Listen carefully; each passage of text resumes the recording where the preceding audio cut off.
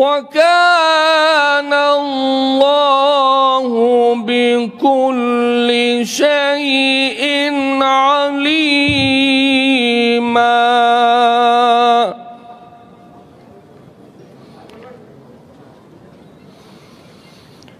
يَا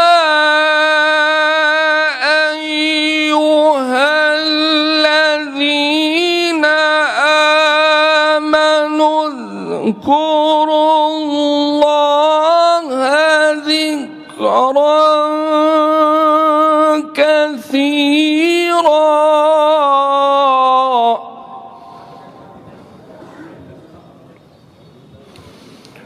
وَسَبِّحُوهُ بُكْرَةً وَأَصِيلًا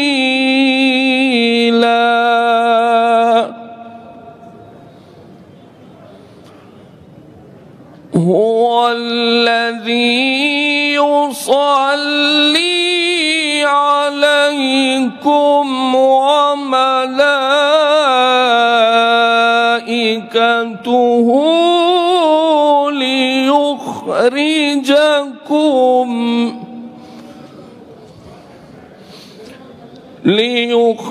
ليخرجكم من الظلمات إلى النور وكان بالمؤمنين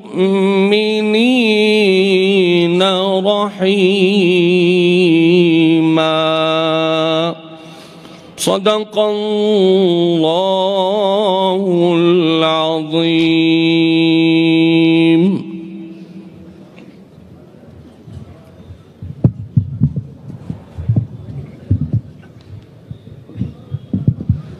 ابھی آپ مولانا حافظ قاری عبدالعلی صدیقی صاحب سے قرآن پاک کی تلاوت سماعت فرما رہے تھے.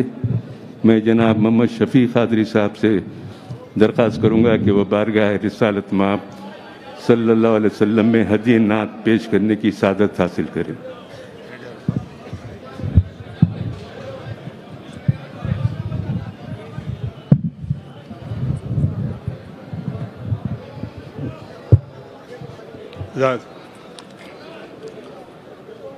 السلام علیکم ورحمۃ اللہ وبرکاتہ.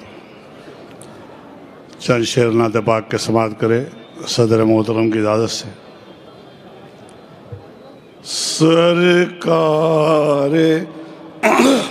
سرکار دو عالم کے رخ پر انوار کا عالم کیا ہوگا جب زلف کا ذکر ہے قرآن میں رخسار کا عالم کیا ہوگا سرکار دو عالم کے رخ پر جب ان کے گدا بھر دیتے ہیں شاہان زمانہ کی جھولی جب ان کے گدا بھر دیتے ہیں شاہان زمانہ کی جھولی رے محتاج کا جب یہ عالم ہے مختار کا عالم کیا ہوگا محتاج کا جب یہ عالم ہے مختار کا عالم کیا ہوگا محبوب خدا کے جلووں سے ایمان کی آنکھیں روشن ہے بے دیکھے ہی جب یہ عالم ہے بے دیکھے ہی جب یہ عالم ہے دیدار کا عالم کیا ہوگا بے دیکھے ہی جب یہ عالم ہے نام میں ان کے اتنا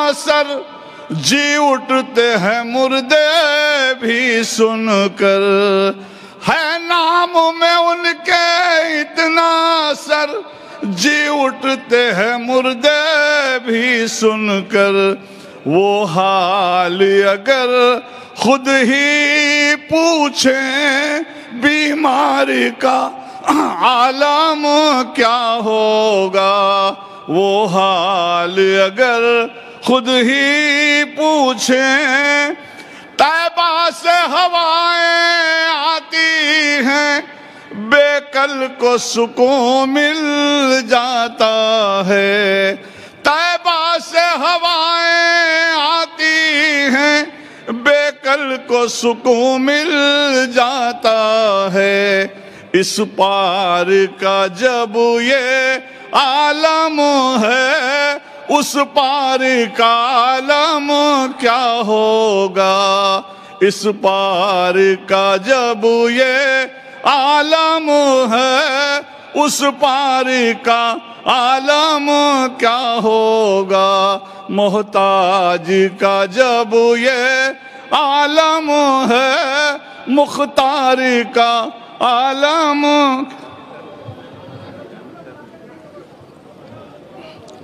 حضرت شیخ احمد شتاری کامل علیہ رحمہ کا کلام صدر محترم کے حکم پر سماعت کریں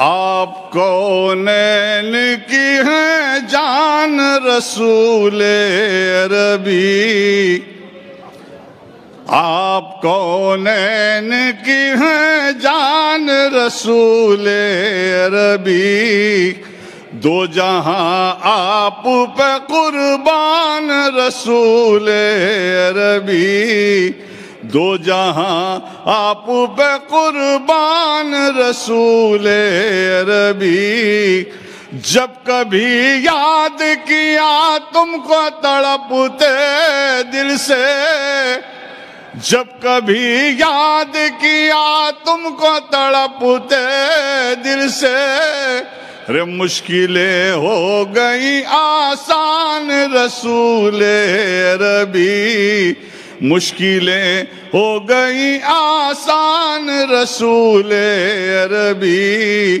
یاد طیبہ کی کلیجے سے لگی رہتی ہے زندگی کا ہے یہ سامان رسول عربی زندگی کا ہے یہ سامان رسول عربی آپ بھولیں نہ کبھی ہم سے گناہ گاروں کو یاد ہے آپ کے احسان رسول عربی یاد ہے آپ کے احسان رسول عربی روح کرتی ہے میری آپ کے روضے کا طواف روح کرتی ہے میری آپ کے روضے کا طواف جاہے سو جان سے قربان رسول عربی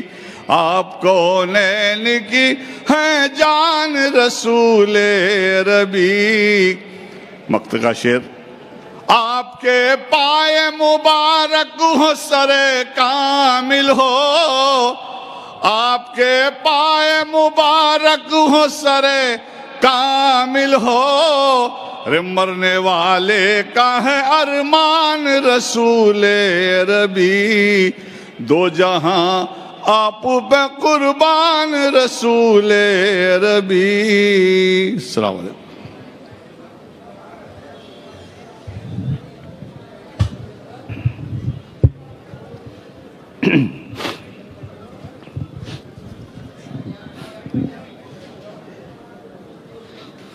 اعوذ باللہ من الشیطان الرجیم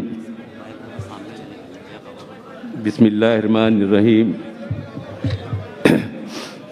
صدر جلسہ محترم نقیب ملت الحاج بیرسٹر اسد الدین اویسی صاحب صدر کل مجلس اتحاد المسلمین و رکن پارلیمنٹ مجلس اراکین اسمبلی و کونسل، کارپوریٹرز، صدور معتمدین، کارکنان مجالس ابتدائی، محبان مجلس، میں 63ویں سال کی تکمیل کی مسرت میں احیاء مجلس کے 63 سال کی تکمیل کی مسرت میں آپ تمام شرکاء کی جانب سے صدر جلسہ نقیب ملت بیرسٹر اسد الدین اویسی صاحب رکن پارلیمنٹ کی خدمت میں مبارکباد پیش کرنے کی سعادت حاصل کرتا ہوں۔ یہ 63 سال مجلس اتحاد المسلمین کے لیے بہت ہی قیمتی تھے، اور اس عرصے میں کئی نشیب فراز سے جماعت کو گزرنا پڑا، کئی خوشیاں، کئی غم منائے، کئی کامیابیاں حاصل کی گئی، لیکن اللہ کا کرم ہے، سرکار کا صدقہ، اہل بیت کا صدقہ، کہ اللہ تعالیٰ نے کبھی بھی مجلس کی قیادت کے پائے استقامت میں لغزش نہیں آنے دی، بلکہ ثابت قدم سے آگے بڑھتے گئے، کامیابی قدم چومتے گئی، مجلس آگے بڑھتے چلی گئی۔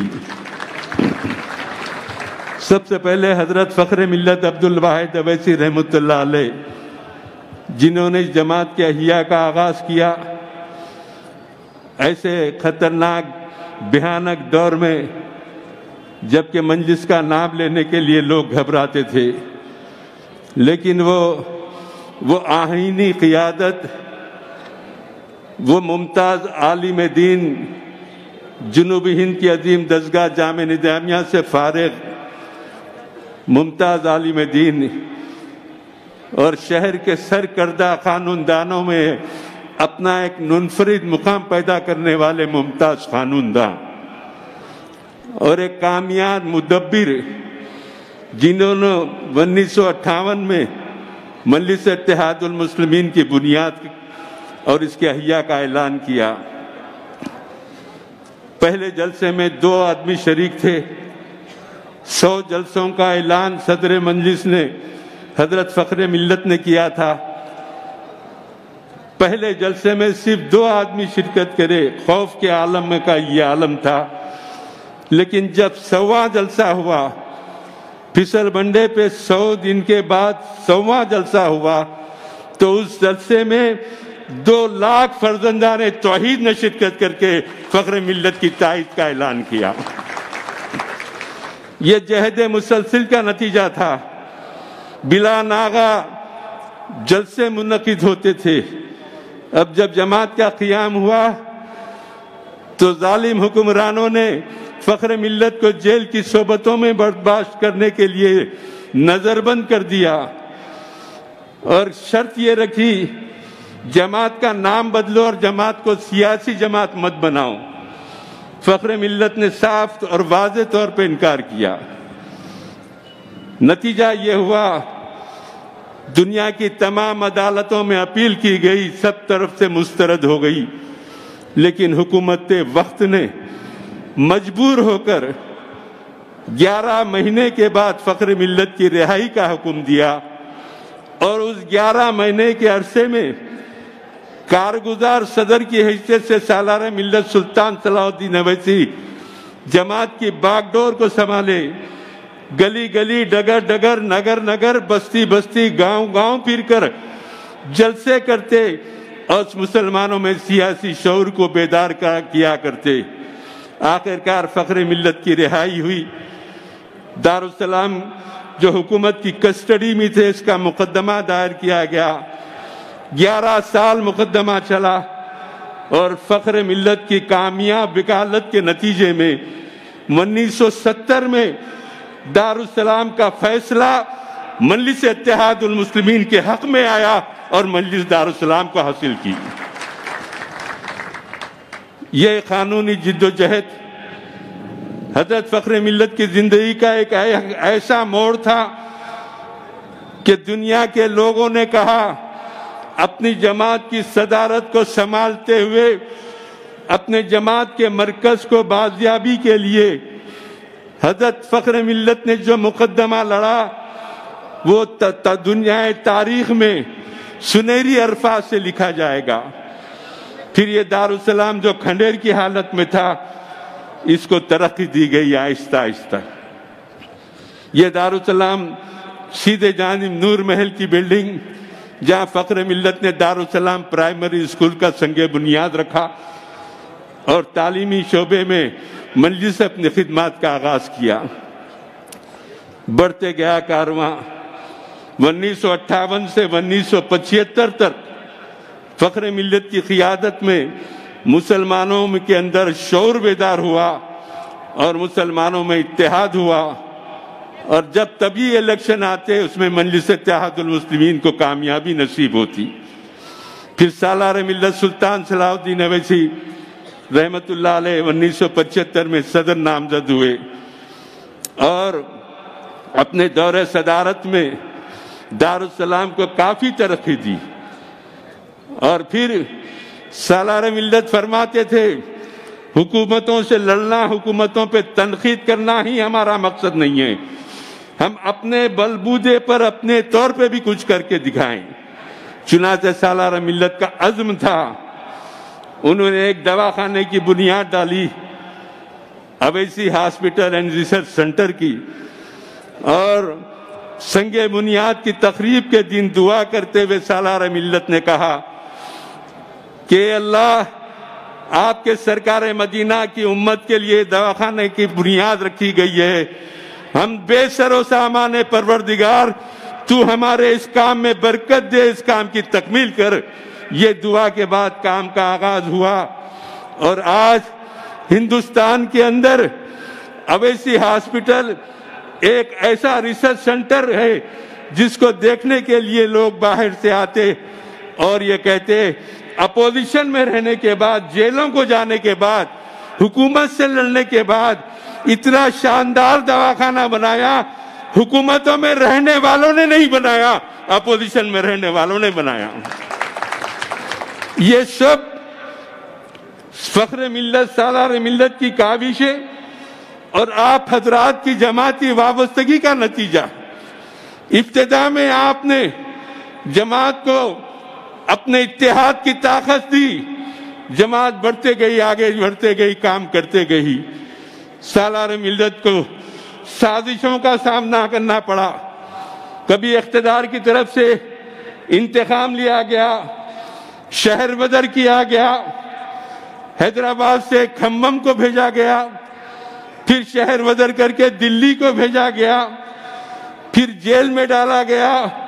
14 مرتبہ جیل کی صحبتوں میں رہنے کے بعد کبھی سالار ملت کی قیادت میں جنبش نہیں آئی، بلکہ اور نڈر ہو کر بے سر و سامانی کے عالم میں اللہ پہ بھروسہ کر کے اقتدار سے ٹکر لے کر کامیابی حاصل کرنے والی قیادت کا نام سلطان صلاح الدین اویسی ہے۔ کوئی دولت مند نہیں تھا ہمارے ساتھ، کوئی سرمایہ دار نہیں تھا، کوئی ڈگریاں رکھنے والے نہیں تھے۔ شہرت تو یہ تھی جاہلوں کی جماعت، رکشے والوں کی جماعت، جھٹکے والوں کی جماعت۔ لیکن جب ان لوگوں کی خدمات ہوئی تو یقیناً ایک بڑا طبقہ جو ان خدمات سے متاثر ہو کے کہا ہماری بھی اس جماعت کو ضرورت ہے، اور تمام لوگ جماعت میں شامل ہو کر جماعت کو ترقی دینے لگے، جس میں جاہل بھی تھے، قابل بھی تھے، ان پڑھ بھی تھے، پروفیسر بھی تھے، سب نے آ کر ساتھ دیا۔ تو آج ہندوستان میں مسلمانوں کی نہیں، دلتوں کی، پسماندہ طبقات کی، بچھڑے طبقات کی اگر کوئی مظلوموں کی آواز ہے تو آج ہندوستان میں ہر طرف آواز آئے گی کہ کل ہند مجلس اتحاد المسلمین ہے جو تمام مظلوموں کی ترجمانی کرتی ہے۔ آج اللہ کا کرم ہے، سرکار عالم صلی اللہ علیہ وسلم کا صدقہ ہے کہ جماعت اس مقام پر پہنچی۔ نقیب ملت بیرسٹر اسد الدین اویسی صاحب جو اپنی شعلہ بیانی کے ذریعے ہندوستان کے تمام شہروں میں اپنی جماعت کا لوہا منوا چکے اور دن بدن مجلس کی کامیابی کے جھنڈے گاڑتے چلے جا رہے ہیں۔ یہ سب تمہارا کرم ہے آقا کے بعد اب تک بنی ہوئی ہے، یہ سب تمہارا کرم ہے آقا کے بعد اب تک بنی ہوئی ہے۔ جس پر اللہ کی نظر رکھ کر جو کام کرتا ہے اللہ اس کو کامیابی سے سرفراز فرماتا ہے۔ ظاہری اسباب پہ تکیہ کرنے والے کبھی کامیاب نہیں ہوتے بلکہ ناکامی کا سامنا کرنا پڑتا ہے، لیکن ہم اللہ کی قدرت ادراک کی نصرت پر بھروسہ کرتے ہیں اور کام کرتے چلے جاتے ہیں۔ بہرحال میں آپ سے یہ عرض کرنا چاہتا ہوں، بڑی قربانیاں حضرت فخر ملت علیہ رحمہ کی، گھر کا نل کٹ ہو جاتا، لائٹ کٹ ہو جاتی ہے تو سالار ملت ٹھلیا میں پانی بھر کے اپنے کاندھوں پر ٹھلیا اٹھا کے گھر میں پانی بھرتے تھے۔ بہت اذیتیں دی گئی، بہت اذیتیں دی گئی، لیکن اس کے باوجود بھی اللہ جو اللہ کی راہ میں ثابت قدم رہتا ہے اس کو ہی سرفراز فرماتا ہے۔ فخر ملت کہتے تھے کہ مسلمانوں اتحاد زندگی ہے، انتشار موت ہے۔ ہم کو اپنے اتحاد کی طاقت پر اور مستحکم کر کے آگے بڑھنے کی ضرورت ہے۔ سالار ملت فرماتے تھے بغیر مرکز سیاسی کے ہم آگے نہیں بڑھ سکتے، ہم کو چاہیے کہ ہم اپنے مرکز سیاسی کو مستحکم کریں۔ آج ہندوستان کے تمام شہروں میں نقیب ملت کا استقبال ہوتا ہے، اور کیا بوڑھا، کیا جوان، کیا بچہ، کیا خواتین، ہر ایک نے یہ طے کر لیا ہے کہ ہاں اس سرزمین پر ہم کو زندہ رہنا ہے تو ہم کو ایک تنظیم سے وابستہ ہو کر اس کا جواب کرنا اور اس کا مقابلہ کرنا ضروری ہے۔ یہی وجہ ہے کہ آج مجلس اتحاد المسلمین کامیابی کے ساتھ آگے بڑھتی چلے جا رہی ہے۔ میں آپ حضرات سے درخواست کروں گا کہ پہلے سے زیادہ اپنی جماعت کو مستحکم کیجیے۔ ہزاروں لاکھوں محبان مجلس، صدور معتمدین جنہوں نے اس جماعت میں اپنی خدمات کو پیش کرتے کرتے دنیا سے رخصت ہو گئے، لیکن آج ہمارے دل میں ان کا مقام ہے۔ اللہ وہ تمام مجلسی مرحومین کو جنت الفردوس میں جگہ عطا فرمائے، ان کی درجات میں بلندی کرے، اللہ ان کی خدمات کو قبول کرے اور مجلس کو کامیابی سے اللہ سرفراز فرمائے۔ ساتھ ساتھ اللہ کی بارگاہ میں یہ بھی دعا کرتا ہوں کہ پروردگار اکبر اویسی صاحب کو صحت و عافیت عطا کرے، ان میں ہمت و طاقت دیجیے، ان کو مقدمات میں کامیابی عطا کیجیے، اور تمام مجلسی قائدین کی پروردگار حفاظت فرما، تمام مسلمانوں کو خوشحالی سے ہمکنار کیجیے، پروردگار مسلمانوں کی خدمات کو قبول فرمائیے۔ وہ آخر الدعوانا الحمدللہ رب العالمین۔ میں محترم نقیب ملت الحاج بیرسٹر اسد الدین اویسی صاحب صدر مجلس رکن پارلیمنٹ سے درخواست کرتا ہوں کہ آپ سے خطاب فرمائیں۔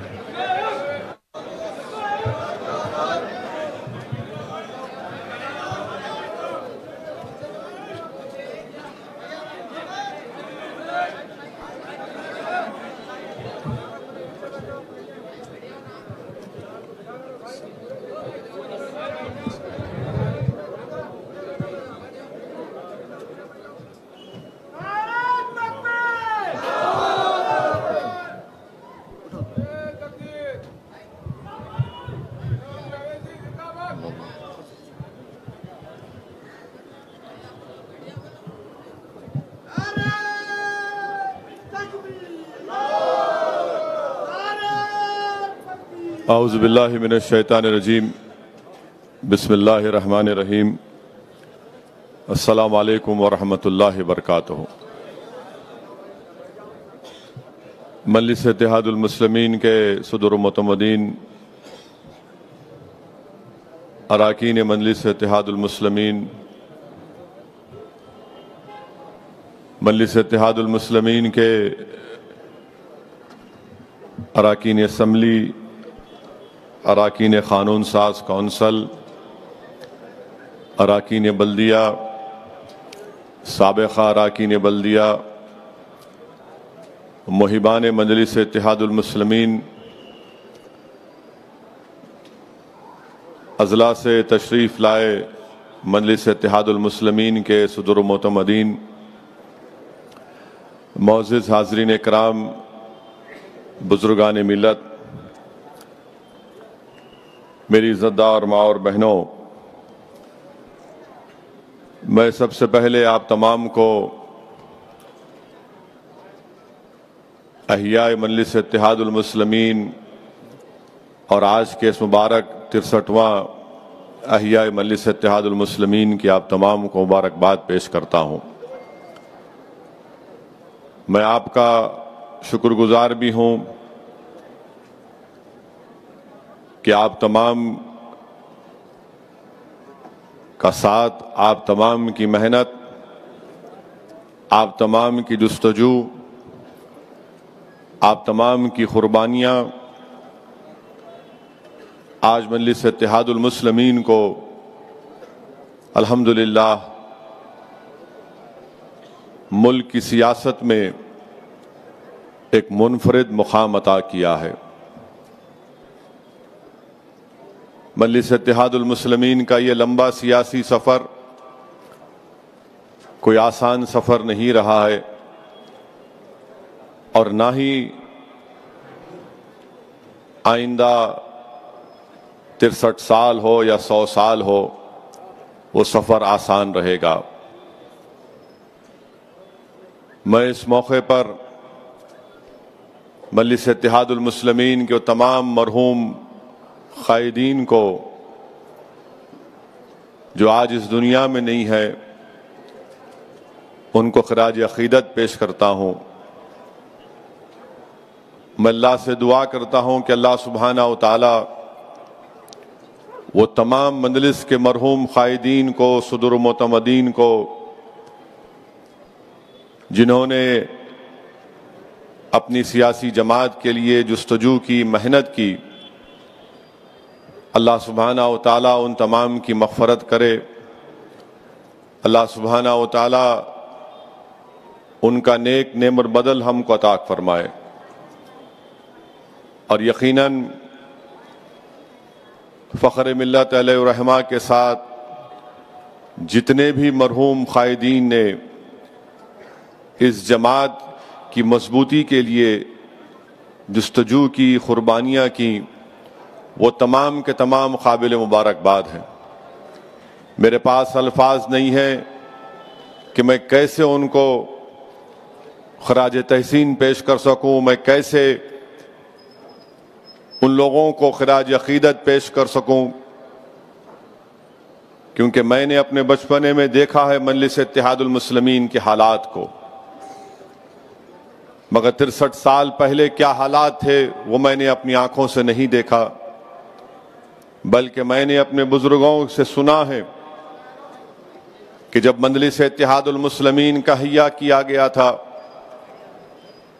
تو اس وقت مجلس اتحاد المسلمین کے ساتھ نہ عوام تھی، اس وقت مجلس اتحاد المسلمین کے پاس نہ دارالسلام تھا، اس وقت مجلس اتحاد المسلمین کے پاس یہ عالی شان تعلیمی ادارے تھے جس میں مسلم اقلیت کے بچے اور بچیاں 35 سال سے doctor, engineer, MBA، MCA، architecture کی ڈگریاں حاصل کر رہی ہیں۔ یہ سب چیزیں مجلس کے پاس نہیں تھیں۔ مجلس کے پاس ایک رکن اسمبلی بھی نہیں تھا، مجلس کے پاس ایک رکن بلدیہ بھی نہیں تھا۔ آپ سوچئے کہ کسی سیاسی جماعت کے پاس یہ تمام چیزیں نہیں تھیں، تو یقیناً ان تمام ہمارے مرحوم قائدین کی قربانیاں اور ان کا صدقہ ہے کہ آج ہم یہاں پر ٹھہر کر مجلس اتحاد المسلمین کی کامیابی اور اس کے سیاسی سفر کا جشن منا رہے۔ یہ آسان کام نہیں ہے کسی سیاسی جماعت کے لیے کہ بغیر ایک رکن بلدیہ کے، بغیر ایک دفتر کے، بغیر اراکین کے چند مٹھی بھر لوگ اس جماعت کے احیا کی ٹھان لیتے ہیں، مگر ان کے پاس کیا چیز تھی جو آج ہمارے پاس کم ہوتے جا رہی ہے؟ ان کے پاس ایک جذبہ تھا، اخلاص تھا، بے نفس ہو کر جماعت کے لیے کام کرتے تھے۔ بغیر کسی دنیاوی مقصد کو سامنے رکھے وہ جماعت کی مضبوطی کے لیے کام کرتے تھے، اور وہی جوش اور جنون اور جذبے کی آج ہم کو ضرورت ہے۔ یاد رکھیے، اگر کوئی سیاسی جماعت دنیاوی مقاصد میں یا پھر اس جماعت کی شان و شوکت میں یا اس کی جماعت کی مقبولیت میں کھو جاتی ہے اور اپنے اصل مقصد سے ہٹ جاتی ہے تو پھر وہ سیاسی جماعت کا سفر زیادہ دن تک نہیں رہے گا۔ اگر ہم کو اپنے بزرگوں کی قربانیوں کو زندہ رکھنا ہے، ان تمام مرحوم قائدین کو زندہ رکھنا ہے، ان کو مرنے نہیں دینا ہے، تو ان کو زندہ رکھنے کا طریقہ یہی ہے۔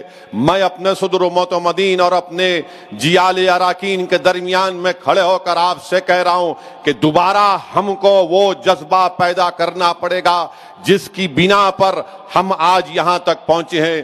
دوبارہ ہم کو اپنی قربانیوں کو جاری رکھنا پڑے گا، دوبارہ ہم کو محنت کرنا پڑے گا، دوبارہ ہم کو اپنی جماعت کو اور طاقت بخشنا پڑے گا، کیونکہ اگر ہم صرف احیاء مجلس کا یہ جشن منا کر صرف زبانی طور پر تقاریر کر کر چلے جائیں گے تو میں یہ سمجھتا ہوں کہ بہت بڑی ناانصافی ہوگی۔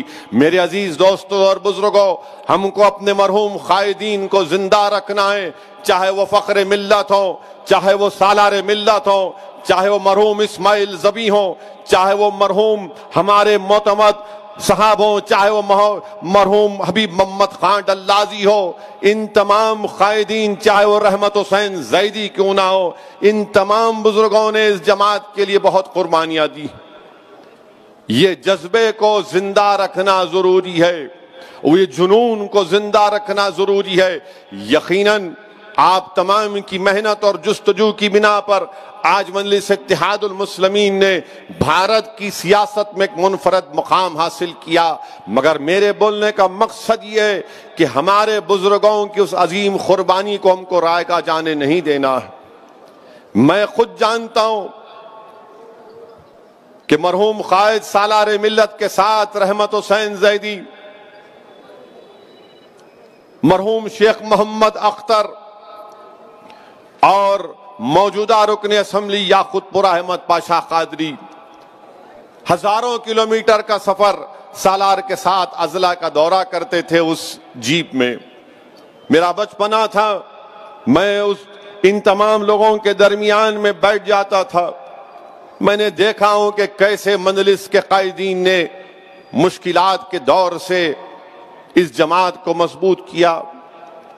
میرے عزیز دوستوں اور بزرگوں، میرے نوجوان ساتھیوں، میری آپ سے التجا ہے کہ ہم کو اور دوبارہ ایک عہد لینا ہے کہ ہم اس جماعت کے لیے اور محنت کریں گے، مضبوط کریں گے۔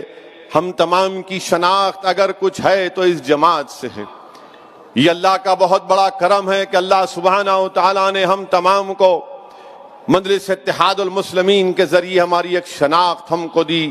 اللہ نے ہم کو عزتوں سے نوازا، اللہ نے ہم کو دولت سے نوازا، اللہ نے معاشرے میں ہم کو ایک مقام عطا کیا۔ یہ میری تقریر، یہ میرا خطاب، یہ میرے الفاظ عام عوام کے لیے نہیں ہے بلکہ میرے مجلسی اراکین کے لیے ہیں۔ میں آج آپ سے مخاطب ہو کر آپ سے اپیل کر رہا ہوں، کیونکہ ہم کو اور 63 سال نہیں بلکہ انشاءاللہ تعالی جب میں نہیں رہوں گا، جب آپ نہیں رہیں گے، جب ہماری ہڈیاں اس مٹھی میں گل جائیں گی، مگر انشاءاللہ یہ جماعت آباد رہے گی، یہ دارالسلام انشاءاللہ تعالی صبح قیامت تک آباد رہے گا۔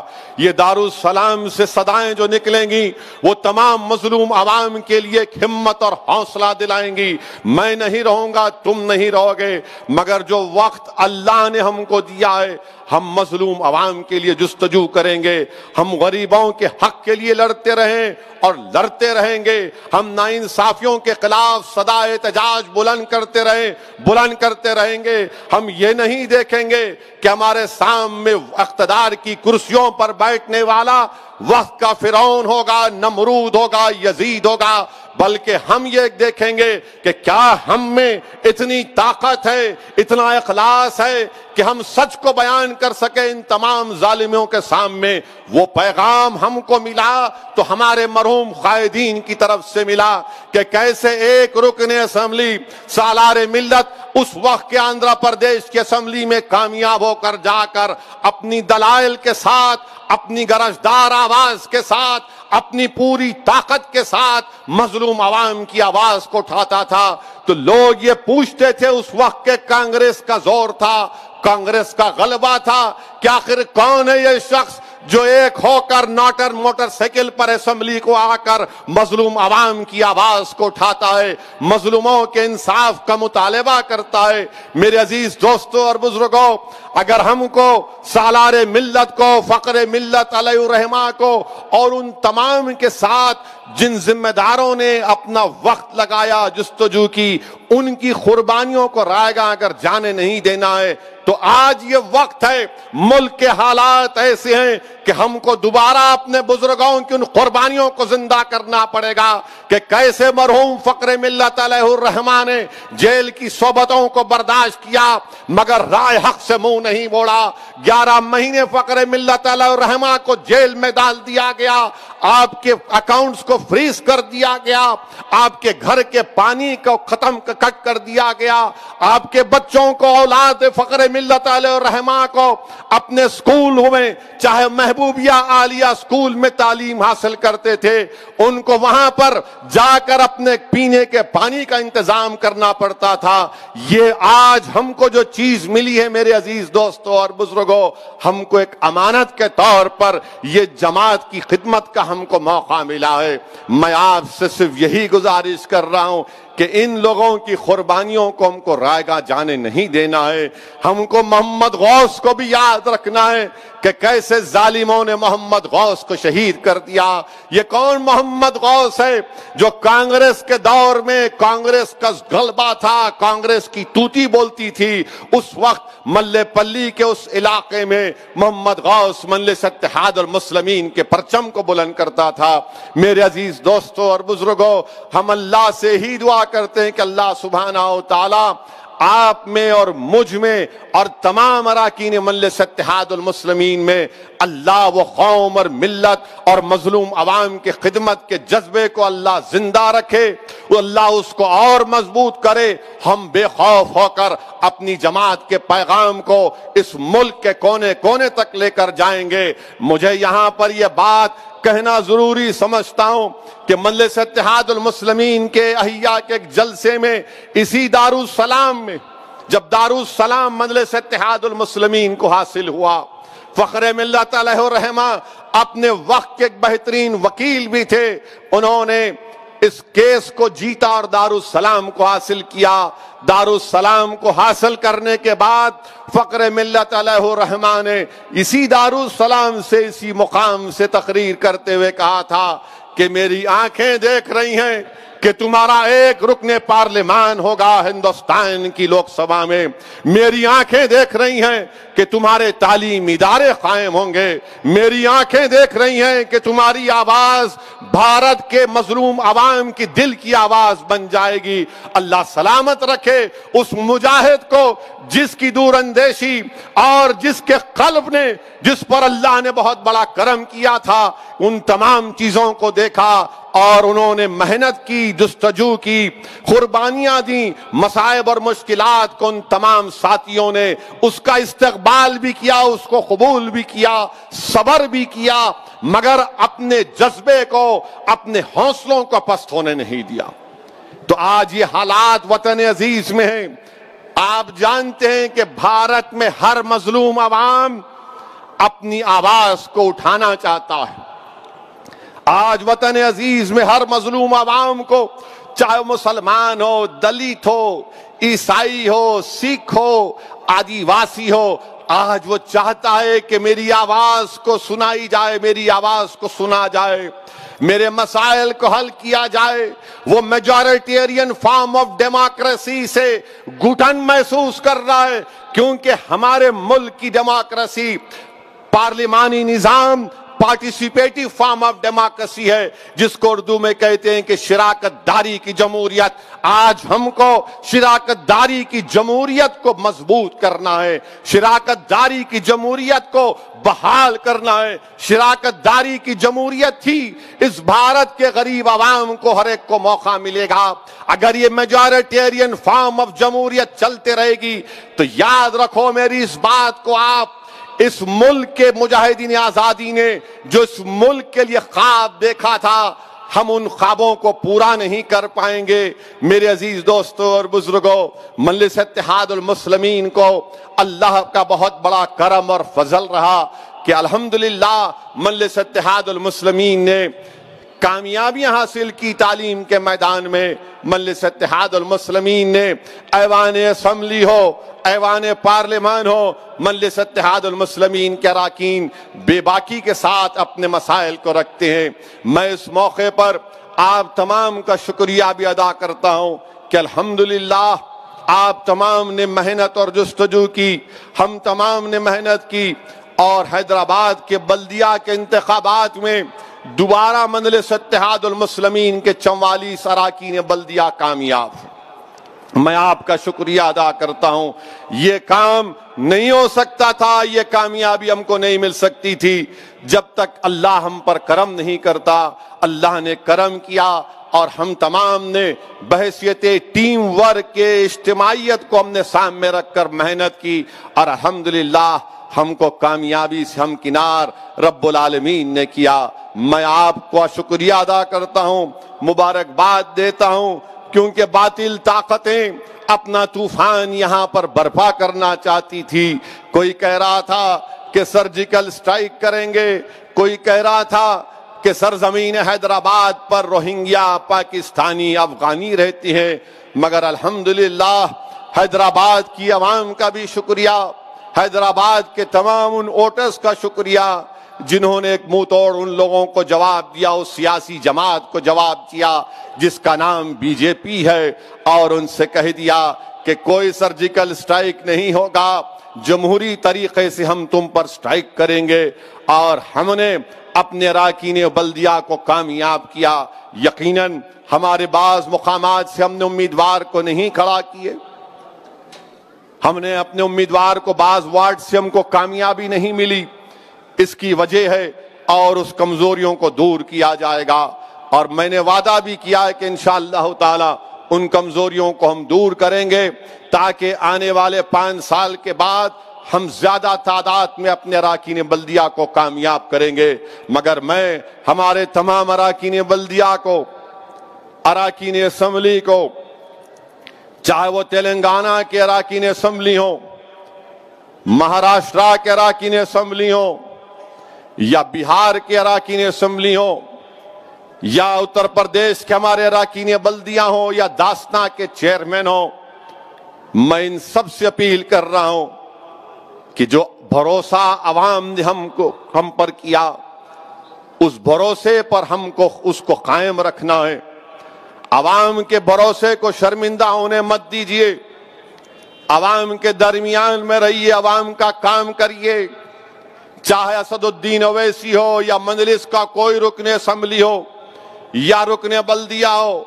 اس بات کو ہمیشہ یاد رکھیے کہ عوام نے ہم کو ووٹ اس لیے ڈالا، اور رب العالمین نے ہم کو کامیاب اس لیے کیا کہ ہم غریبوں کی، عوام کی خدمت کریں، ہم مظلوموں کا ساتھ دیں، ظلم کو روکیں، بلیک میل کو روکیں، کسی کو کوئی تکلیف نہ ہو۔ جس دن کوئی مجلس کا رکن بلدیہ، رکن اسمبلی بشمول اسد الدین اویسی یہ سمجھے گا کہ میں بادشاہ ہوں، یاد رکھو اس وقت تمہارا سیاسی کیریئر ختم ہو جائے گا۔ جمہوریت میں، سیاست میں کوئی بادشاہ نہیں، ایک رکن اسمبلی ہے، ایک رکن بلدیہ ہے، ایک رکن پارلیمان ہے۔ یہ رب العالمین کا، اللہ کا کرم ہے کہ اللہ ہم کو غریبوں کی خدمت کرنے کے لیے کامیاب کرتا ہے۔ جس دن ہم انا کا شکار ہو جائیں گے، جس دن ہم غرور اور تکبر کا شکار ہو جائیں گے، جس دن ہم عوام کو حقارت کی نظر سے دیکھیں گے، جس دن ہماری آنکھوں میں غریبوں کی محبت کم ہو جائے گی، جس دن ہماری آنکھوں میں غریب کی مضبوطی کم ہو جائے گی، یاد رکھو قدرت تم کو ختم کر دے گی۔ میں اپنی آنکھوں سے دیکھا ہوں، میں جانتا ہوں ان چیزوں کو۔ اخلاص رکھو، متقی رہو، ڈرتے رہو اللہ سے، کیونکہ اللہ نے تم کو کامیاب کیا۔ تمہاری دولت نے تم کو کامیاب نہیں کیا، تمہاری طاقت نے تم کو کامیاب نہیں کیا، تمہاری شعلہ بیانی نے تم کو کامیاب نہیں کیا۔ ارے تم کامیاب ہوئے تو اللہ کی وجہ سے، تم کامیاب ہوئے اس لیے کہ تم مجلس اتحاد المسلمین کے پلیٹ فارم سے ٹکٹ لے کر لڑے تھے، اسی لیے اللہ نے ہم کو مجھے کامیاب کیا۔ جب تک یہ بات کو ہم زندہ رکھیں گے، ہم کو کامیابیاں ہمارے مقدر میں اللہ لکھتا جائے گا۔ یہ میں اپنے آپ کو بھی کہہ رہا ہوں، تمام کو کہہ رہا ہوں جو آج یہاں پر موجود ہیں، غریب کا ساتھ دو، ظالم کا ساتھ مت دو، مظلوموں کا ساتھ دو، اور ہم کو کوشش کرنا ہے۔ یقیناً اس راہ میں غلطیاں بھی ہو سکتی ہیں، مگر جو غلطی نیک نیتی پر ہوتی ہے اس غلطی کو مان سکتے ہیں، مگر جو غلطی آنکھیں کھلا رکھ کر، جو غلطی دیکھ کر ہوتی ہے، جان کر ہوتی ہے، وہ غلطی کی معافی نہیں ہو سکتی۔ میں صرف یہی کہہ رہا ہوں کہ ہم کو عوام کے لیے کام کرنا ہے، اور الحمدللہ بہار میں مجلس اتحاد المسلمین کے 5 اراکین اسمبلی کامیاب ہوئے، مجلس کے 5 اراکین اسمبلی کامیاب ہوئے۔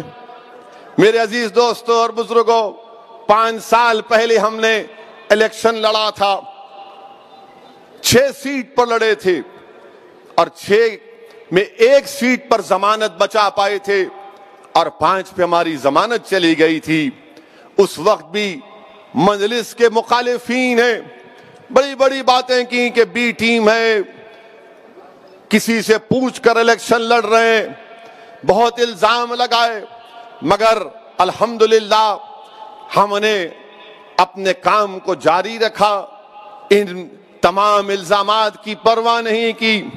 5 سال ہم نے محنت کی، اختر علی ایمان صاحب کی قیادت میں، آفتاب صاحب کی محنت اور وہاں پر مجلس کے ذمہ داروں کی محنت کی وجہ سے 5 سال ہم سیمانچل کی سرزمین پر کام کرتے رہے، محنت کرتے رہے۔ ہم سیمانچل کی انصاف کی لڑائی کا آغاز کیا تھا۔ 5 سال پہلے تک سیمانچل کا نام لینے سے لوگ کتراتے تھے، آج وقت کے چیف منسٹر نتیش کمار کو، ان کی حکومت کے وزراء کو کہنا پڑ رہا ہے کہ ہاں سیمانچل سے انصاف ہوگا۔ سیمانچل کا نام مجلس کے اراکین نے لیا تھا۔ 5 سال ہم نے محنت کی۔ 2019 کے لوک سبھا کے انتخابات میں مجلس نے حصہ لیا، اختر علی ایمان مجلس کے امیدوار تھے۔ 3 لاکھ ووٹ اختر علی ایمان کو حاصل ہو، 3 لاکھ ووٹ۔ ہم کو کامیابی نہیں ملی، ہم سمجھ رہے تھے، ہماری امید تھی کہ ہم کو کامیابی مل جائے گی۔ خیر اللہ کا فیصلہ، اللہ جانتا ہے، اللہ جو کچھ کرتا ہے اس میں بہتری ہوتی ہے۔ اسمبلی کے انتخابات ہوئے، مجلس نے 20 سیٹ پر الیکشن لڑا، اور 20 میں 5 سیٹ پر مجلس اتحاد المسلمین کو سیمانچل کی جنتا نے کامیاب کیا۔ آج آپ جا کر دیکھیے، یوٹیوب پر مجلس کے اراکین اسمبلی کی تقاریر ہیں جو بہار کے ودھان سبھا میں کھڑے ہو کر بے باک اور بے خوف طریقے سے وقت کی حکومت کے سامنے آنکھوں میں آنکھیں ملا کر سیمانچل کی جنتا کے انصاف کا مطالبہ کر رہے ہیں۔ چاہے مجلس کے اختر علی ایمان جو وہاں کے صدر ہیں، اور بہار اسمبلی میں مجلس کے قائد مقننہ ہیں، اختر علی ایمان کی قیادت میں مجلس کے 5 اراکین وہاں پر اسمبلی میں سیمانچل کے انصاف کا مطالبہ کر رہے ہیں، سیمانچل کی پسماندگی کے خلاف لڑ رہے ہیں۔ یہی تو کام ہم کو کرنا ہے جو برسوں سے ان لوگوں کو موقع ملا تھا جو سیمانچل سے انصاف نہیں کیے تھے۔ الحمدللہ آج بہار میں میں آپ کو وعدہ کر رہا ہوں کہ انشاءاللہ تعالی بہار میں مجلس اتحاد المسلمین ایک نئی تاریخ رقم کرے گی۔ یہ میڈیا کے لوگ بڑے فکر مند رہتے ہمارے مجلس کے تعلق سے، بہار کے ہم سے زیادہ ان کو فکر رہتی ہے. وہ آپ کے ایم ایل اے ارے بھائی جا کے ملنا ہے. چیف منسٹر ہے نتیش کمار بی جے پی کے ساتھ ہیں مگر چیف منسٹر ہے. سیمانچل کے انصاف کے لیے ان سے ملنا پڑے گا, ان سے مطالبہ کرنا پڑے گا. نہیں آپ کیوں ملے؟ ارے بھائی آپ فکر مت کریے, ہمارے گھر کی فکر ہم کو ہے, اپنے گھر کی فکر کرو. آپ اپنے گھر کی فکر کرو مگر اپنے گھر کی فکر نہیں. آپ کے ملیں گے برابر, لڑیں گے نتیش کمار سے, نمائندگی کریں گے. اور اگر نتیش کمار کی سرکار سیمانچل سے انصاف نہیں کرے گی تو انشاءاللہ تعالی پورے سیمانچل میں چکا جام کیا جائے گا, نیشنل ہائی وے کو بند کر کے رکھ دیا جائے گا. یہ طاقت مجلس اتحاد المسلمین میں بھی. اس وقت آپ یہ نہیں بولنا ارے آپ پہلے نہیں ملے تھے. تو یہ مل رہے ہیں, بول رہے ہیں, بتا رہے ہیں, اسمبلی میں آواز اٹھا رہے ہیں. اور پھر ہمارے پاس تو احتجاج کرنے کا بنیادی رائٹ ہے جو سمویدھان اور آئین اور کانسٹیٹیوشن نے ہم کو دیا. میں سیمانچل کی اور بہار کی جنتا کا شکریہ ادا کرتا ہوں, وہاں کے مجلس کے صدر و معتمدین کا, وہاں کے غریب جنتا کا, وہاں کی ہماری عزتدار ماں اور بہنوں کا, جنہوں نے مجلس کے اس امیدواروں کو کامیاب اور کامران کیا. میں اللہ سے بار بار گڑ گڑا کر بھیک مانگتا ہوں کہ یا اللہ جو امیدیں سیمانچل کی عوام مجلس کے اراکین اسمبلی سے وابستہ کی ہیں, اللہ ان تمام امیدوں کو, ان تمام کاموں کو ہم سے کرا دے. میری آپ سے بھی گزارش ہے کہ آپ بھی دعا فرمائیے اور ہم بھی انشاءاللہ تعالی مجلس کے اراکین کے ساتھ ان کو ترغیب دیتے رہتے ہیں, ان کے حوصلوں کو بلند رکھتے ہیں, ان کو بار بار سمجھاتے ہیں, تاکید کرتے ہیں کہ دیکھو یہ کام کرنا ہے, سیمانچل کے لیے کام کرنا ہے, سیمانچل کے انصاف کے لیے لڑنا ہے. سیمانچل میں جب سیلاب آتا ہے تو سیلاب کو روکنے کے لیے باندھ کا کام ہونا ضروری ہے. سیمانچل میں پرولیا کو دوسرا بہار کا کیپٹل بننا ضروری ہے. سیمانچل میں بچیوں کے ڈگری کالج کی ضرورت ہے. یہ مجلس کا لڑائی ہے اور یہ مجلس کی لڑائی جاری اور ساری رہے گی. میں اس موقع پر گجرات کے ہمارے صدر جناب صابر بھائی کا بھی شکریہ ادا کرتا ہوں. صرف 20 دن کی محنت تھی, 20 دن کی محنت تھی گجرات میں.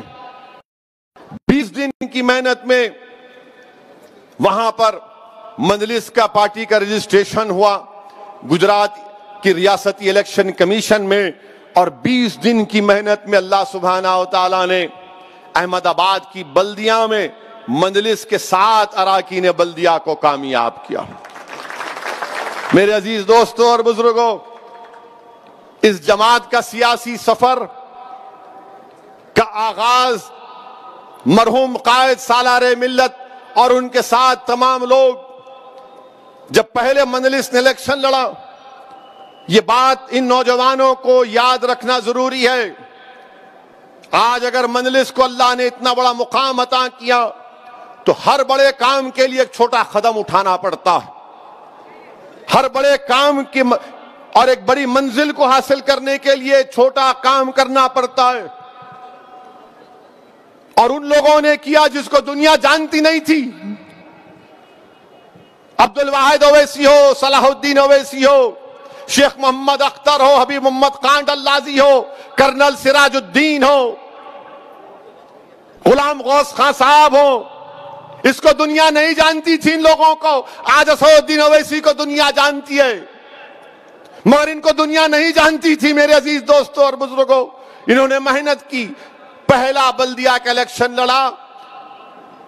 تو اگر میں غلط نہ کہوں تو شاید پاشا قادری صاحب کو زیادہ یاد ہوگا, 17 اراکین بلدیہ مجلس کے کامیاب ہوئے تھے, جس میں سے 4 یا 5 دلت تھے. آپ کو معلوم کہ آپ کی جماعت کے لیے, مجلس کے لیے ایک لڑکی شیفالی جس کا نام ہے, جس نے 3 سال دارالسلام میں بیٹھا, دارالسلام میں بیٹھ کر مجلس کے کام کو دیکھتی تھی. مرحوم قائد سالار ملت بقید حیات تھے. اس کے بعد اس اسکالر نے یونیورسٹی آف شکاگو سے مجلس اتحاد المسلمین پر پی ایچ ڈی لکھی, اس کو قبول بھی کر لیا. میری آپ سے گزارش ہے کہ پی ایچ ڈی کی رپورٹ پڑھیے. اس پی ایچ ڈی کی رپورٹ پڑھیے. میں کئی لوگوں کو بھجایا جو مجلس پر تنقید کرتے. میں نے کہا یہ رپورٹ ہے. بولے کہاں کی ہے؟ میں کہا یہ یونیورسٹی آف شکاگو کی پی ایچ ڈی کی بھی رپورٹ ہے جس کو یونیورسٹی آف شکاگو نے ایکسپٹ کیا, قبول کیا. کئی لوگوں نے پڑھ کر کہا کہ سالار اپنی شادی کے رات کسی نے ان کو فون کر کے سالار کو کہا کہ فلاں مقام پر فساد ہوا ہے, تو مرحوم قائد اپنی شادی کی رات اس مقام پر پہنچ گئے. تو لوگوں نے کہا کہ صلاح الدین اویسی ہم دیکھنا چاہ رہے تھے کہ تم شادی کی رات کو آؤ گے یا نہیں آؤ گے. اس پی ایچ ڈی میں لکھا ہوا ہے. کیونکہ ہم جب بولتے تھے اپنے جلسوں سے تو مخالفین بولتے تھے ارے یہ دیکھو بڑی شروع کر دیے انہوں. ارے میرے دوست, یہ یونیورسٹی آف شکاگو کی پی ایچ ڈی کی رپورٹ ہے جس کو یونیورسٹی آف شکاگو نے ایکسپٹ کیا. دنیا کے 10 مایہ ناز یونیورسٹی میں یونیورسٹی آف شکاگو کا نام آتا ہے. لکھنے والے اسکالر کا نام شفالی ہے. اور جب میں اس محترمہ سے بات کیا, ان کی پی ایچ ڈی کو پڑھا, میں نے کہا بڑی اچھی بہترین آپ نے ریسرچ کی, اسٹڈی کیا. تو اس اسکالر نے کہا مسعد صاحب ایک چیز کی کمی ہے. میں نے کہا کیا؟ وہ سالار جو چھوٹے کمرے میں بیٹھتے تھے اس کو کھلا رکھی آپ, وہ بڑی اچھی چیز تھی. 3 سال بیٹھے یہاں پر. میں نے کہا بیٹھیے آپ, ہم کو کوئی اعتراض نہیں ہے. جعفری صاحب سے ملاقات کرتے تھے. جعفری صاحب نے ان کی بڑی مدد کی. امین الحسن جعفری صاحب MLC. جعفری صاحب کے ابا مرحوم زندہ جب تک تھے, جب میں ان سے ملتا تھا جا کر, جس کو محبت سے سب ڈیڈی بولتے تھے, جب کبھی بھی میں ان کے والد سے ملتا جس کو محبت سے ڈیڈی بولتے تھے, ہر بار آنکھ میں آنسو ہوتے تھے. اسد میاں تم لوگوں وہ دن نہیں دیکھے, میرا گھر آغا پورے میں تھا, میں فخر ملت کی تقریر کو سنا, میں مجلس کے احیاء کو دیکھا ہوں, محنت کرتے رہنا بابا, محنت کرتے رہنا بابا. یہ ایسے لوگ ہیں جن کو آپ اور ہم نہیں جانتے, جو گھروں میں بیٹھے ہوئے ہیں. ایسی ہماری ماں اور بہنیں جن کو ہم جانتے نہیں ہیں مگر راتوں میں اٹھ کر آپ کے لیے ہمارے لیے دعا کرتے ہیں, جماعت کے لیے. اللہ ان کو سلامت رکھے. جو دعاؤں میں, تہجد کی نمازوں میں اہل دل مجلس کے لیے دعا کرتے ہیں, یہی تو ہم کو ملا ہے. اسی لیے میں کہہ رہا ہوں اس کو امانت سمجھو. ہم سب کو جانا ایک دن, کوئی زندہ نہیں رہے گا یہاں پر, کوئی زندہ نہیں رہے گا. ہم سب کو جانا ایک دن زمین کی غذا بنیں گے.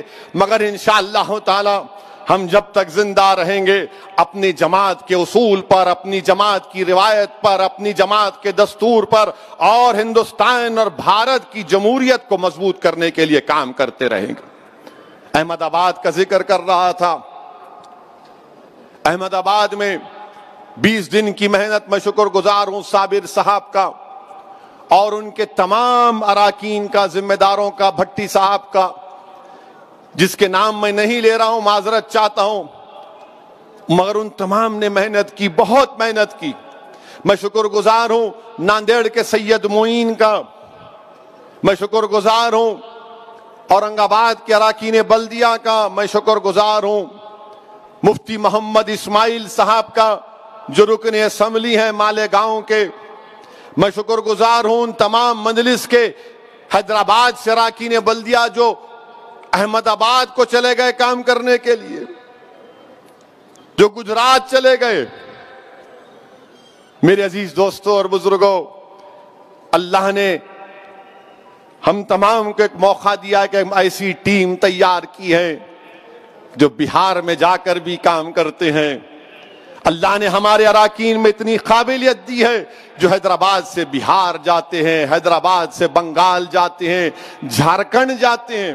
جھارکھنڈ میں کامیابی نہیں ملی, انشاءاللہ تعالی آپ دیکھیں گے آئندہ اسمبلی الیکشن میں جھارکھنڈ سے آپ کا رکن اسمبلی کامیاب ہوگا انشاءاللہ تعالی, برابر ہوگا انشاءاللہ تعالی. میں صرف جذبات میں لانے کے لیے نہیں کہہ رہا ہوں, محنت کریں گے, جستجو کریں گے, خون پسینہ بہائیں گے, خوب محنت کریں گے, کیونکہ جہاں تک میری بات ہے میں مانتا ہوں، مجھے کامل یقین ہوں کہ میں اس جماعت کے لیے کام کر رہا ہوں، میں مظلوموں اور غریبوں کے حق کے لیے کام کر رہا ہوں، میں کوئی نیک آدمی نہیں ہوں، مگر مجھے معلوم کہ یہ میں جو کام کر رہا ہوں انشاءاللہ اللہ سبحانہ و تعالی اپنے حبیب کے صدقے میں ہماری ان قربانیوں کو قبول کرے گا۔ اور جب حشر کا میدان ہوگا ہم تمام انشاءاللہ تعالی مجلسی ساتھ رہیں گے ان تمام بزرگوں کے ساتھ۔ ہمارے اعمال میں کیا ہوگا وہ اللہ جانتا ہے، مگر اللہ یہ بھی دیکھے گا کہ ہاں یہ کسی غریب مظلوم کی آنکھ سے آنسو بہ رہے تھے تو یہ مجلسی نے جا کر اس غریب سے کہا کہ ہمت مت ہار، ہم تیرے ساتھ ہیں۔ اللہ ضرور یہ دیکھے گا کہ فسادات میں ہم نے کام کیا، اللہ ضرور یہ دیکھے گا کہ نامصائب حالات میں بھی ہم نے ظالموں سے مقابلہ کیا۔ ہمارے اعمال کیا رہیں گے نہیں رہیں گے وہ اللہ بہتر جانتا ہے، مگر میرا کامل ایمان اور یقین یہ ہے کہ اگر اسد الدین اویسی کامیاب ہوگا تو نبی کریم صلی اللہ علیہ وسلم کے صدقے اور آپ کی شفاعت کی وجہ سے کامیاب ہوگا۔ آج ہم اس مقام پر ہیں، اللہ نے ہم کو مقام دیا ہے، اس کا استعمال کرنا ہے۔ اور ہم انشاءاللہ تعالی آج آپ دیکھیں گے احمد آباد میں امتیاز جلیل کو میں نے ابزرور بنا، بڑی محنت کی امتیاز صاحب نے، خوب محنت کی، بیچاروں کو کووڈ ہو گیا، اب صحت مند ہو گئے۔ وارث پٹھان جا کر اپنی تقاریر کے ذریعے اپنی موجودگی کے ذریعے وہاں پر اپنی محنت کی۔ میرے عزیز دوستوں اور بزرگوں، آج انشاءاللہ تعالی گودرہ میں، بروچ میں، موڈاسا کا بھی نتیجہ آئے گا۔ میرے خیال سے 1 گھنٹے سوا گھنٹے 2 گھنٹے میں آ جائے گا۔ آپ دیکھیں گے گودرہ میں انشاءاللہ تعالی ہمارے 8 امیدوار کھڑا کیے گئے۔ کوئی تعجب نہیں ہوگا کہ اگر 8 کی 8 مجلس کے کامیاب ہو جائیں گے انشاءاللہ۔ موڈاسا میں کامیابی ملے گی، موڈاسا میں کامیابی ملے گی، بھروچ میں بھی ملے گی، کیونکہ گجرات میں ہم نے، میں شکر گزار ہوں وہاں کی بھارت ٹرائبل پارٹی کے صدر چھوٹو بھائی وساوا صاحب کا، جو 20 سال کے ملے ہیں۔ چھوٹو بھائی وساوا میرے کو فون کیے تھے آج سے 2 مہینے پہلے کہ اویسی صاحب آئیے گجرات کو، ہم آپ اور ہم مل کے کام کرتے ہیں۔ میں نے کہا ضرور آؤں گا چھوٹو بھائی وساوا صاحب، وہ ہمارے ساتھ ہیں، ہم ان کے ساتھ مل کر لڑیں گے۔ ہمارے مخالفین بولتے تھے گجرات نہیں جاتے، گجرات کیوں نہیں جاتے، کیوں نہیں جاتے، ہر بار بولتے تھے، سنا ہوگا نہیں گجرات نہیں جاتے، کیوں نہیں جاتے؟ میرے بھائی، ہم صحیح وقت پر صحیح فیصلہ لیتے۔ یہ سالار ملت نے ہم کو سکھایا، ہمارے مرحوم قائد نے، کہ سیاست کچھ نہیں ہے، صحیح وقت پر صحیح فیصلہ لینا ہے۔ انہوں آ کر بہت بول رہے تھے نا سرجیکل سٹرائک کریں گے، فلاں کریں گے، پورے بانکڑے پہلوان کو حیدرآباد میں اتارے تھے، تو ہم بولے ٹھیک ہے اس کا جواب دیں گے۔ آج جواب مل گیا، احمد آباد کی سرزمین پر مجلس گئی ہے۔ سرجیکل سٹرائک کے معنی یہ ہے، اب سرجیکل سٹرائک کے معنی بتاتا ہوں آپ کو۔ میں اس وقت بلدیہ کے الیکشن میں کہہ سکتا تھا مگر میں نے نہیں کہا۔ سرجیکل سٹرائک کے معنی یہ ہے کہ احمد آباد میں جہاں پر مسلمانوں کی بستیاں ہیں وہاں پر کوئی ڈیولپمنٹ نہیں ہوگا۔ سرجیکل سٹرائک کا مطلب یہ ہے، احمد آباد کی سرجیکل سٹرائک بی جے پی نے کیا، وہاں پر پینے کا پانی نہیں آتا، گندی نالیاں موریاں ہیں، روڈ نہیں ہے، کچھ نہیں ہے۔ یہ سرجیکل سٹرائک کا مطلب ہے۔ سرجیکل سٹرائک کا مطلب یہ ہے کہ جوہاپورہ میں پورے احمد آباد کے دواخانوں کا کچرا لا کر ڈالا جاتا تھا ایک وقت میں، اس کا مطلب سرجیکل سٹرائک ہے۔ سرجیکل سٹرائک کا مطلب یہ ہے کہ گودرہ میں ایک ٹرین کی پٹری ہے، پٹری کے اس پار سب کا ساتھ، سب کا وکاس، اور پٹری کے اس پار کیونکہ مسلمان رہتا ہے وہاں پر وناش۔ موڈاسا میں بھی یہ حال ہے۔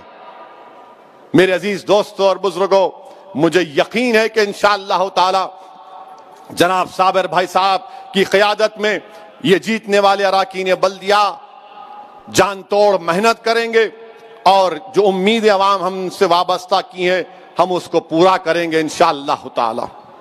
یہ مجلس اتحاد المسلمین کا مختصر کی رپورٹ آپ کے سامنے رکھ رہا ہوں بحیثیت ایک ذمہ دار مجلس اتحاد المسلمین کے۔ ہاں، اتر پردیش تو ابھی باقی ہے، آئے تھے نا یہاں پر محترم یوگی،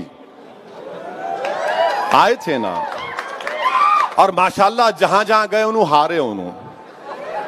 ہوم منسٹر امیت شاہ آئے تھے چار مینار پہ، ہم نے کہا ہم نے محمد غوث کو چھوڑا وہاں پر، 6000 سے سیٹ نکل گئی.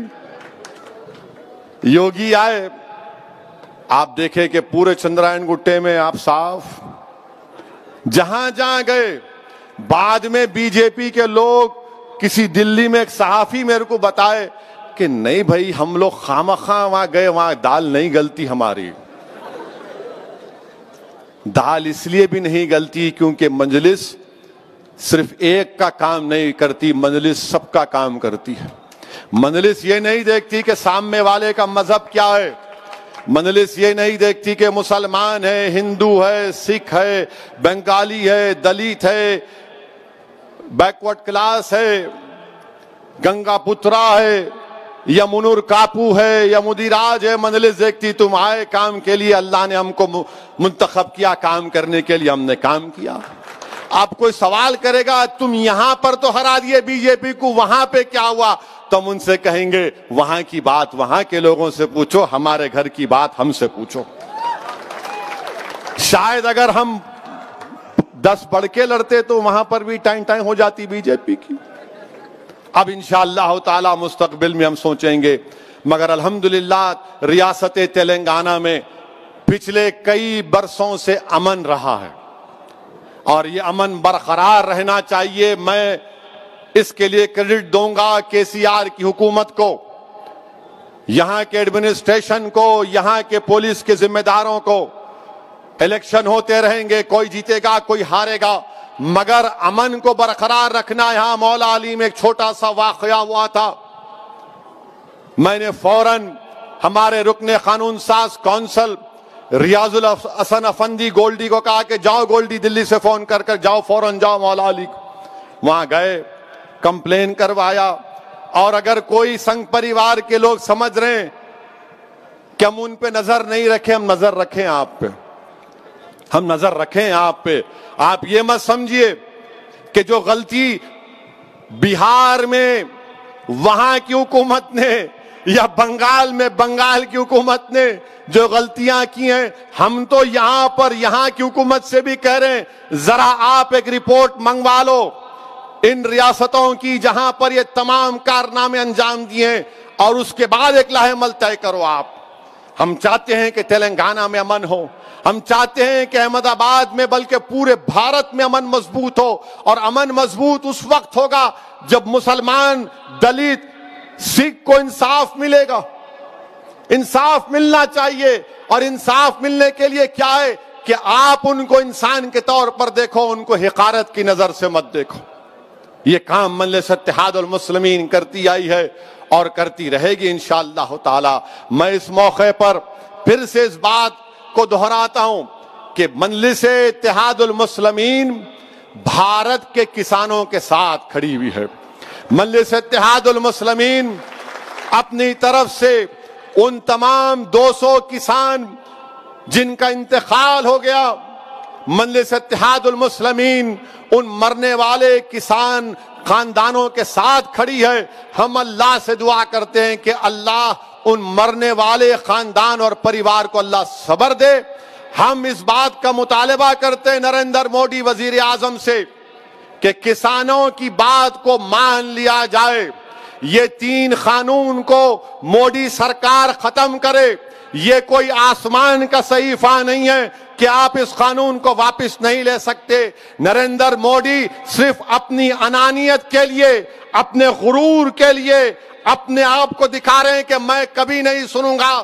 آپ سے ہم کہنا چاہ رہے ہیں مسٹر مودی، یقیناً آپ غریب خاندان سے اٹھ کر بھارت کے وزیر اعظم بنے. آپ نے غریبی کو دیکھا ہے اگر، تو آپ ان کسانوں کی بات کو مان لو. 200 کسان احتجاج میں اب تک مر چکے ہیں. میں سلام کرتا ہوں पंजाब के किसानों को, मैं सलाम करता हूं हरियाणा के किसानों को, मैं सलाम करता हूं उत्तर प्रदेश के किसानों को, मैं सलाम करता हूं राजस्थान के किसानों को, मैं पूरे भारत के किसानों को सलाम करता हूं। आप अकेले नहीं हैं, हम भी आपके साथ हैं। आपके मुतालिबात हक बजानिब है और सरकार को उनकी बात को सुनना है। अरे अगर हमारे टेबल के ऊपर चावल आती है, रोटी आता है, दाल आता है, तरकारी आती है, तो वही किसान की वजह से जो मेहनत और जुस्तजू करता है, उस जमीन पर, बंजर जमीन पर चलाकर उसको नरम करके, बीज बोकर, मेहनत करके फसल को उगाता है। कैसी ऐसी हुकूमत है जो इन गरीबों की तकलीफ को नहीं समझ रही? क्या फायदा मिस्टर मोदी आपके 300 एमपी का, जब आपके 300 और आपकी हुकूमत में गरीबों के ताल्लुक से धड़कता हुआ दिल ना हो? क्या फायदा इस हुकूमत का जो 200 किसान मर गए, एहतजाज के नाम पर मर गए, मगर आप टस से मस्त नहीं हो रहे? अरे छोड़ो इन चीजों को मिस्टर मोदी। आपकी मकबूलियत में, आपकी ताकत में कोई कमी नहीं आएगी अगर आप इन मासूम किसानों की बात को सुन लेंगे। आप कहते हैं आओ बात करो। अरे आओ बात करने का मतलब क्या है? बात करना है तो आप कह दीजिए उनको बुलाकर कि मैं तुम्हारे साथ खड़ा हूं, ये गरीब किसान है। और याद रखिए, मैं हुकूमत को बता रहा हूं, मैं बता रहा हूं कि आपकी हुकूमत के खिलाफ इतने लोग हैं इस मुल्क में कि किसानों का एहतजाज, उस तमाम जो लोग आपकी हुकूमत के खिलाफ उस एहतजाज में शामिल हो रहे हैं और होते जाएंगे इंशाअल्लाह ताला। ये एहतजाज एक मुल्कगीर पैमाने पर चलेगा। आप इन मीडिया के लोगों पर भरोसा मत करिए जो कह रहे अरे नहीं कम हो रहे, लोग कम हो रहे। वहां कोई कम नहीं हो रहा, वहां पे कोई कम नहीं हो रहा। अगर कोई कम हो रहा तो बीजेपी की सियासी जमीन सिसकती जा रही है, बीजेपी की सियासी ताकत कम हो रही है। पंजाब के बल्दिया इलेक्शन में पूरा साफ। और हां, मजलिस के मुखालिफिन को बता रहा हूं, मैं जा रहा हूं मालेर कोटला को, रोकते तो रोक लो। मैं जाऊंगा मालेर कोटला को इंशाअल्लाह ताला, और मालेर कोटला में जाऊंगा, वहां के हमारे सिख भाइयों से भी मुलाकात करेंगे। जाएंगे, क्यों नहीं जाना? जाना है ना भाई। जब तक अल्लाह हमको जिंदा रखा, जब तक सेहत साथ दे रही, जाएंगे। जिस दिन आंख बंद हो जाएंगी जब तो जाना ही जाना है। मगर जब तक आंख खुली है, जब तक जबान में तेजाब की है, जब तक दिमाग पुकार पुकार कर कह रहा है कि दिल को मान, दिल को मान, दिमाग को मत मान, तो दिल की बुनियाद पर हमारे बुजुर्गों ने काम किया था, इखलास की बुनियाद पर काम किया था। वही जोश और जज्बे के साथ कामयाबी मिलेगी। मैंने अहमदाबाद में बात कही थी कि ये कामयाबी जुनूनियों की कामयाबी, अक्लमंदों की कामयाबी नहीं। सिर्फ 20 दिन में 7 अराकीन बल्दिया जीत गए। और अब जहां कहीं भी हम अहमदाबाद में जाते, वहां के गरीब ऑटो वाले, अहमदाबाद के गरीब टैक्सी ड्राइवर, गरीब लोग देखकर पतंग का निशान बताकर खींचते हैं, बोलते हैं वैसी हम पतंग छाप के साथ है। ये मजलिस इत्तेहादुल मुस्लिमीन का अल्हम्दुलिल्लाह मजलिस ने काम किया। हाँ, राजस्थान को भी जाएंगे, मध्य प्रदेश को भी जाएंगे, काम कुछ भी नहीं है। वहां 1 दिन 2 दिन जाके आना, फिर दारुस्सलाम में बैठना नहीं, अपनी कुर्सी टेबल सामने है, पूरे बैठते 7 MLA अराकीन बल्दिया। आप आकर हमसे बहस करते, हमसे लड़ते, मोहब्बत का इकरार करते, तंग करने के लिए सेल्फियां भी लेते, एक के बाद एक के बाद। अरे बस 1 2 लेते। में मोहब्बत है, सफर का इम्तिहान है, मगर यही तो काम हमको करना है। और ये फिर ये एक अजीब मिजाज बना हुआ है, नहीं वहां क्यों जा रहे, यहां क्यों जा रहे, वहां क्यों इलेक्शन नहीं लड़ रहे, वहां क्यों लड़ रहे। अरे दीवानों, एक बात याद रखो, मैं मजलिस के मुखालिफिन से कहना चाह रहा हूं, मजलिस इलेक्शन लड़ती या नहीं लड़ेगी? अगर लड़ती है तो जमात के कॉज को सामने रखकर लड़ती है। आप कौन होते मेरे पास आकर मेरे घर में मुंडी घुसारे? हम लड़ेंगे, ये हमारा फैसला है। और हम किसी को देखकर किसी के फैसले को, किसी की राय को कबूल नहीं करते। हम एक सियासी पार्टी है, बकौल सालार मिल्लत के मैं कोई अंजुमन तदफीन और तकफीन नहीं हूं। मैं एक सियासी जमात का ذمہ داروں اور سیاسی جماعت کا کام یہ ہے کہ جماعت کو پھیلانا، آگے بڑھانا ہے، اور ہم اپنی جماعت کو لے کے جائیں گے. جیتیں گے ہاریں گے کیا بات ہے، آج ہاریں گے تو کل آنے والی نسل اس کو کامیاب کر لے گی. آج اگر نہیں جیتے تو کل کامیاب ہوں گے، اگر آج جیتے تو اور کامیابی بڑھتے جائیں گی. مگر ایک بات یہ لوگ نہیں سمجھ رہے کہ بھارت کے مسلمانوں میں، بھارت کے دلتوں میں، بھارت کے سکھوں میں، بھارت کے عیسائیوں میں، بلکہ ہمارے جو ہندو بھائی ہیں وہ بھی دیکھ رہے ہیں کہ بھائی آخر کوئی ایک وکلپ تو ہو، کوئی تو ایک آلٹرنیٹ پلیٹ فارم تو ہو. وہ دیکھ رہے ہیں کہ بھارت کی پارلیمنٹ میں اگر دلائل کے ساتھ حکومت کو کوئی ایکسپوز کرتا ہے تو مجلس کے ایم پی کرتے ہیں، گو ہمارے صرف 2 ہمارے ایم پی ہیں. یہ بات یہ کوئی نہیں سمجھ رہا ہے. اور کیا کہتے ہیں، نہیں انہوں کمیونل ہے، سیکولر نہیں ہے. ارے تمہارے الفاظ میری جوتی پر، تم مجھے کمیونل بولو، زندگی بھر بولو، مجھے کوئی فرق نہیں پڑتا. اگر مظلوموں کی آواز بننا بھارت کے سمویدھان میں، اگر غریبوں کے حق کے لیے لڑنا اگر کمیونلزم ہے تو مجھے فخر ہے اس کمیونلزم پر. تم جھوٹے ہو، تم سیکولرزم کے نام پر غریبوں کو لوٹتے آئے ہو، تم سیکولرزم کے نام پر مسلمانوں کے نفرت پیدا کر کے اپنی سیاسی روٹیوں کو سیکتے رہے ہو، چاہے اس میں بی جے پی ہو یا کانگریس ہو یا تمام یہ نام نہاد سیکولر پارٹیاں.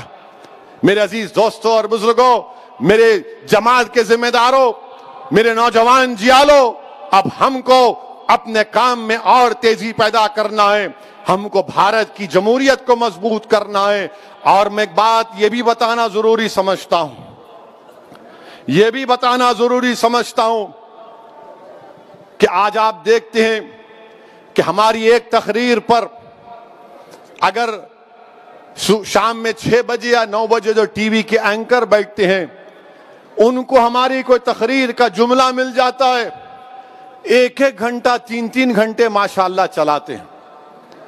مگر بھارت کے ایک ریٹائرڈ سپریم کورٹ کے chief justice, retired supreme court کے چیف جسٹس نے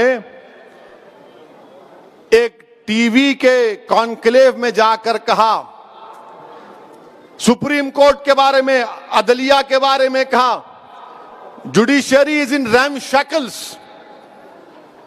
کورٹ کو جانے کی کوئی ضرورت نہیں ہے، کیا ہوگا وہاں، کیا ملے گا؟ وہ تو خالی کارپوریٹ لوگوں کو جن کے پاس کروڑا روپیہ ہے. ارے گوگئی ایم پی صاحب اب چیف جسٹس نہیں رہے، بول سکتے ان کو، کوئی کنٹیم نہیں ہوتا، بول سکتے ارے گوگئی، اے Gogoi, mister Gogoi and M P. کیا گوگوئی کا وہ بیان اگر میں کہہ دیتا کہ بھارت کی judiciary is in RAM shackles تو پورے ٹی وی چینل بھارت کے، پورے ٹی وی چینل دن رات وہی چلاتے، دیکھو ایک اور بھڑکاؤ بھاشن دے دیا، اب تو اس کو عدلیہ پہ، ججز کے اوپر، کورٹ کے اوپر بھروسہ نہیں ہے. کیا بات ہے، ویسی جو خوب چلاتے، باجا بجاتے، ایک ایک ٹی وی اینکر اپنے آپ کو چیف جسٹس بنا لیتا. مگر گوگوئی بولا ان کا ہے، ان کا پیارا ہے، ان کا نرالا ہے، ان کا دلارا ہے. اپنا بولا تو کوئی فرق نہیں پڑے گا. اور کیا بولے Gogoi? Judiciary is in RAM shackle. اچھا ریم شیکل کا مطلب اردو میں دیکھا، میں اردو کی ڈکشنری نکالا تو ریم شیکل کا مطلب یہ ہے خراب، برباد شدہ، شکستہ، خستہ حال. اگر میں یہ بات بولتا تو اب تک میرے 10-15 شادیاں کرا دیتے ٹی وی چینل والے. اور شادی کو چاہے وہ کوئی بھی رہو، یہ دیکھو ایسا بولے. گوگوئی بولا تو کچھ نہیں، judiciary is in RAM shackle. اچھا گوگوئی صاحب، ہاں گوگوئی کیا بولا سنو، بول سکتے ہو اس کو، جمہوریت ہے، فریڈم آف ایکسپریشن ہے. اب لارڈ شپ نہیں بول سکتے ان کو، ابھی نہیں ہے نا، انہوں عام آدمی ہو گئے، انہوں اونچی کرسی بیٹھ رہے بولیں گے مائی لارڈ، می لارڈ. اب نہیں بول سکتے، آؤ گوگوئی بولیں گے. رنجن گوگوئی ان کا نام ہے. کیا کہا انہوں نے کہ غریبوں کو کوئی انصاف نہیں ملتا. گوگوئی غریب بھارت میں کون ہے؟ مسلمان ہے، سکھ ہے، دلت ہے، آدیواسی ہے. ہمارے ہندو بھائیوں میں بھی بہت غریب ہیں، او بی سی بھائیوں میں غریب ہیں. آپ یہ کہنا چاہ رہے ہیں کہ آپ چیف جسٹس تھے، آپ یہ کہنا چاہ رہے ہیں کہ بھارت کے غریب عدالت سے انصاف کی امید ختم کر لیں؟ آپ یہ کہنا چاہ رہے ہیں کہ وہ کارپوریٹ لوگ جن کے پاس کروڑوں روپے ہے، وہ کروڑوں روپے کی بنیاد پر انصاف ملے گا، غریب مسلمان کو انصاف نہیں ملے گا جس کی آنکھوں کے سامنے اس کی مسجد کو شہید کر دیا گیا تھا؟ ایک سکھ کو انصاف نہیں ملے گا جس کی آنکھوں کے سامنے اس کے باپ کے گلے میں جلتا ہوا ٹائر ڈالا گیا تھا دلی کی سرزمین پر؟ اس سکھ کو جس کے خون سے دلی کی سرزمین کو لال کیا گیا تھا؟ اس دلت کو انصاف نہیں ملے گا محض اس بنا پر کہ وہ اپنی شادی پہ گھوڑے پہ نکلتا ہے یا منہ چھوڑتا ہے اس کو مارا جاتا ہے؟ اس دلت بچی سے انصاف نہیں ملے گا جس کو کھیتوں میں لے جا کر ایک ایک نہیں 5-5 لوگ ریپ کر کے اس کو قتل کر دیتے ہیں؟ اس آدیواسی کو انصاف نہیں ملے گا جس کے گھروں کو زمین کو لوٹا جا رہا ہے؟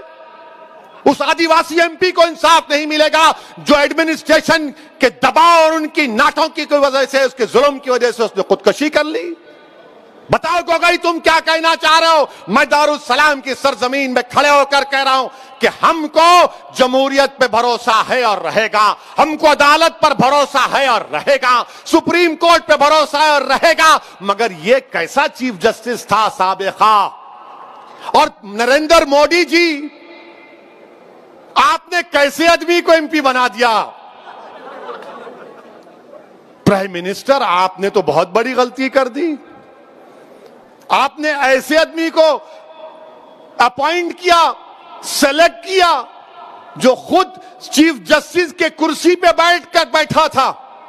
آج کہہ رہا ہے ایم پی بن کے عدالت میں کچھ نہیں ہوتا، ریم شیکلڈ ہیں، غریبوں کو انصاف نہیں ملے گا. ارے گوگئی کو کیوں بنائے مودی جی؟ آپ کو کوئی اور نہیں ملا؟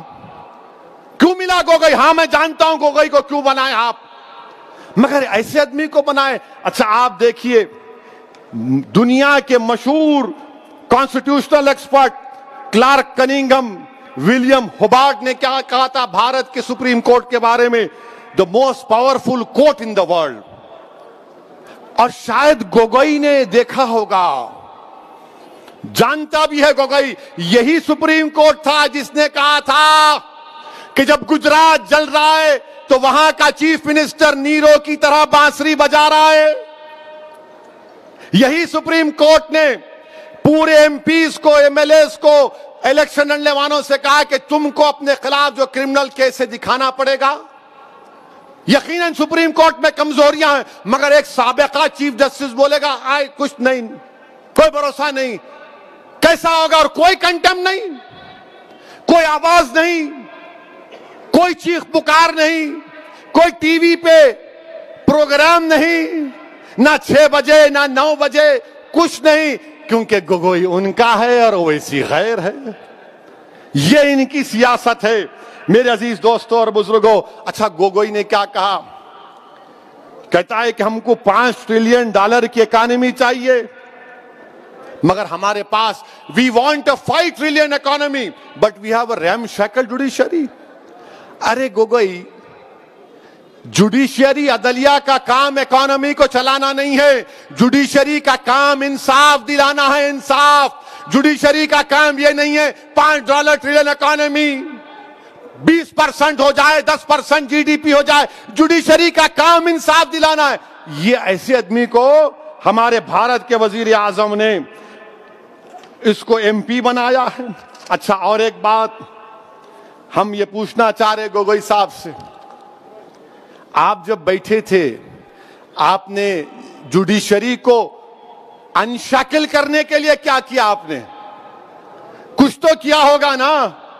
نہیں، کچھ نہیں. آج آپ بتائیے کہ ایک سابقہ چیف جسٹس جس کو نریندر مودی نے ایم پی بنایا، ان کی گورنمنٹ نے بنایا، اب کوئی دیوانہ بھگ بولے گا مودی جی نہیں بنائے، پریزیڈنٹ بنایا. ارے دیوانے کانسٹیٹیوشن پر جا کے گورنمنٹ کی سفارش پر صدر جمہوریہ ایم پی بناتے ہیں. یہ انڈین جوڈیشری سسٹم. اب تو بعض وقت ایسا بھی لکھتا ہے کہ کیسے کیسے لوگ کہاں کہاں پہنچ جائیں گے۔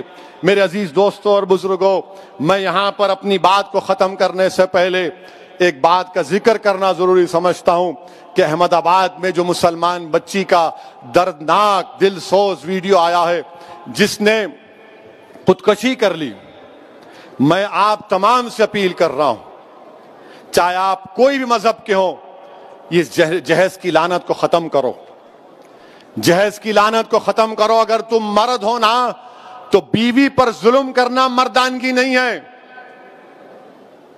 بیوی کو مارنا مردانگی نہیں ہے، بیوی سے پیسوں کا مطالبہ کرنا مردانگی نہیں ہے۔ تم مرد کہلانے کے بھی لائق نہیں ہوگا اگر تم ایسی حرکت کرو گے۔ وہ معصوم بچی پر ظلم کیا گیا، وہ تنگ آ گئی جہیز کی لعنت کی، جہیز کا مطالبے پر، اس آدمی کے مارنے اور پیٹنے پر، اور اس نے اتنا بڑا اقدام کر لیا۔ شرم آنی چاہیے ان گھر والوں کو جنہوں نے ہماری اس بیٹی کو مجبور کیا۔ میں تو اللہ سے دعا کروں گی اللہ تم کو غارت کرے، تم لوگوں کو۔ ہر باپ کی تکلیف تم نہیں سمجھ سکتے۔ اگر کوئی باپ خبر میں جاتا ہے، میں کئی ایسے لوگوں کو جانتا ہوں جو زندگی کی آخری سانسیں لیتے ہیں اور اپنا ہاتھ پکڑ کر دھیمی سی آواز میں کہتے ہیں اسد صاحب بچی کی شادی ہے، انتظام کرا دو، مرنے سے پہلے کچھ ہو جائے۔ کیا ہو رہا ہے ان لوگوں کو؟ کتنے عورتوں کو تم مارو گے؟ کیسے تم مرد ہو جو بچیوں کو مار رہے ہو، ان کی جانیں لے رہے ہو؟ کیا تم میں انسانیت مر چکی ہے؟ اور ایسے کتنے لوگ ہیں جو اپنی بیویوں پر ظلم کرتے ہیں، تھپڑ مارتے ہیں، جہیز کا مطالبہ کرتے ہیں، حاملہ بیویوں کو ڈھکیلتے ہیں اور باہر نکل کر اپنے آپ کو بڑا فرشتہ کہلاتے ہیں۔ ارے یاد رکھو، تم دنیا کو دھوکہ دے سکتے ہو مگر اللہ کو نہیں دیکھ سکتے۔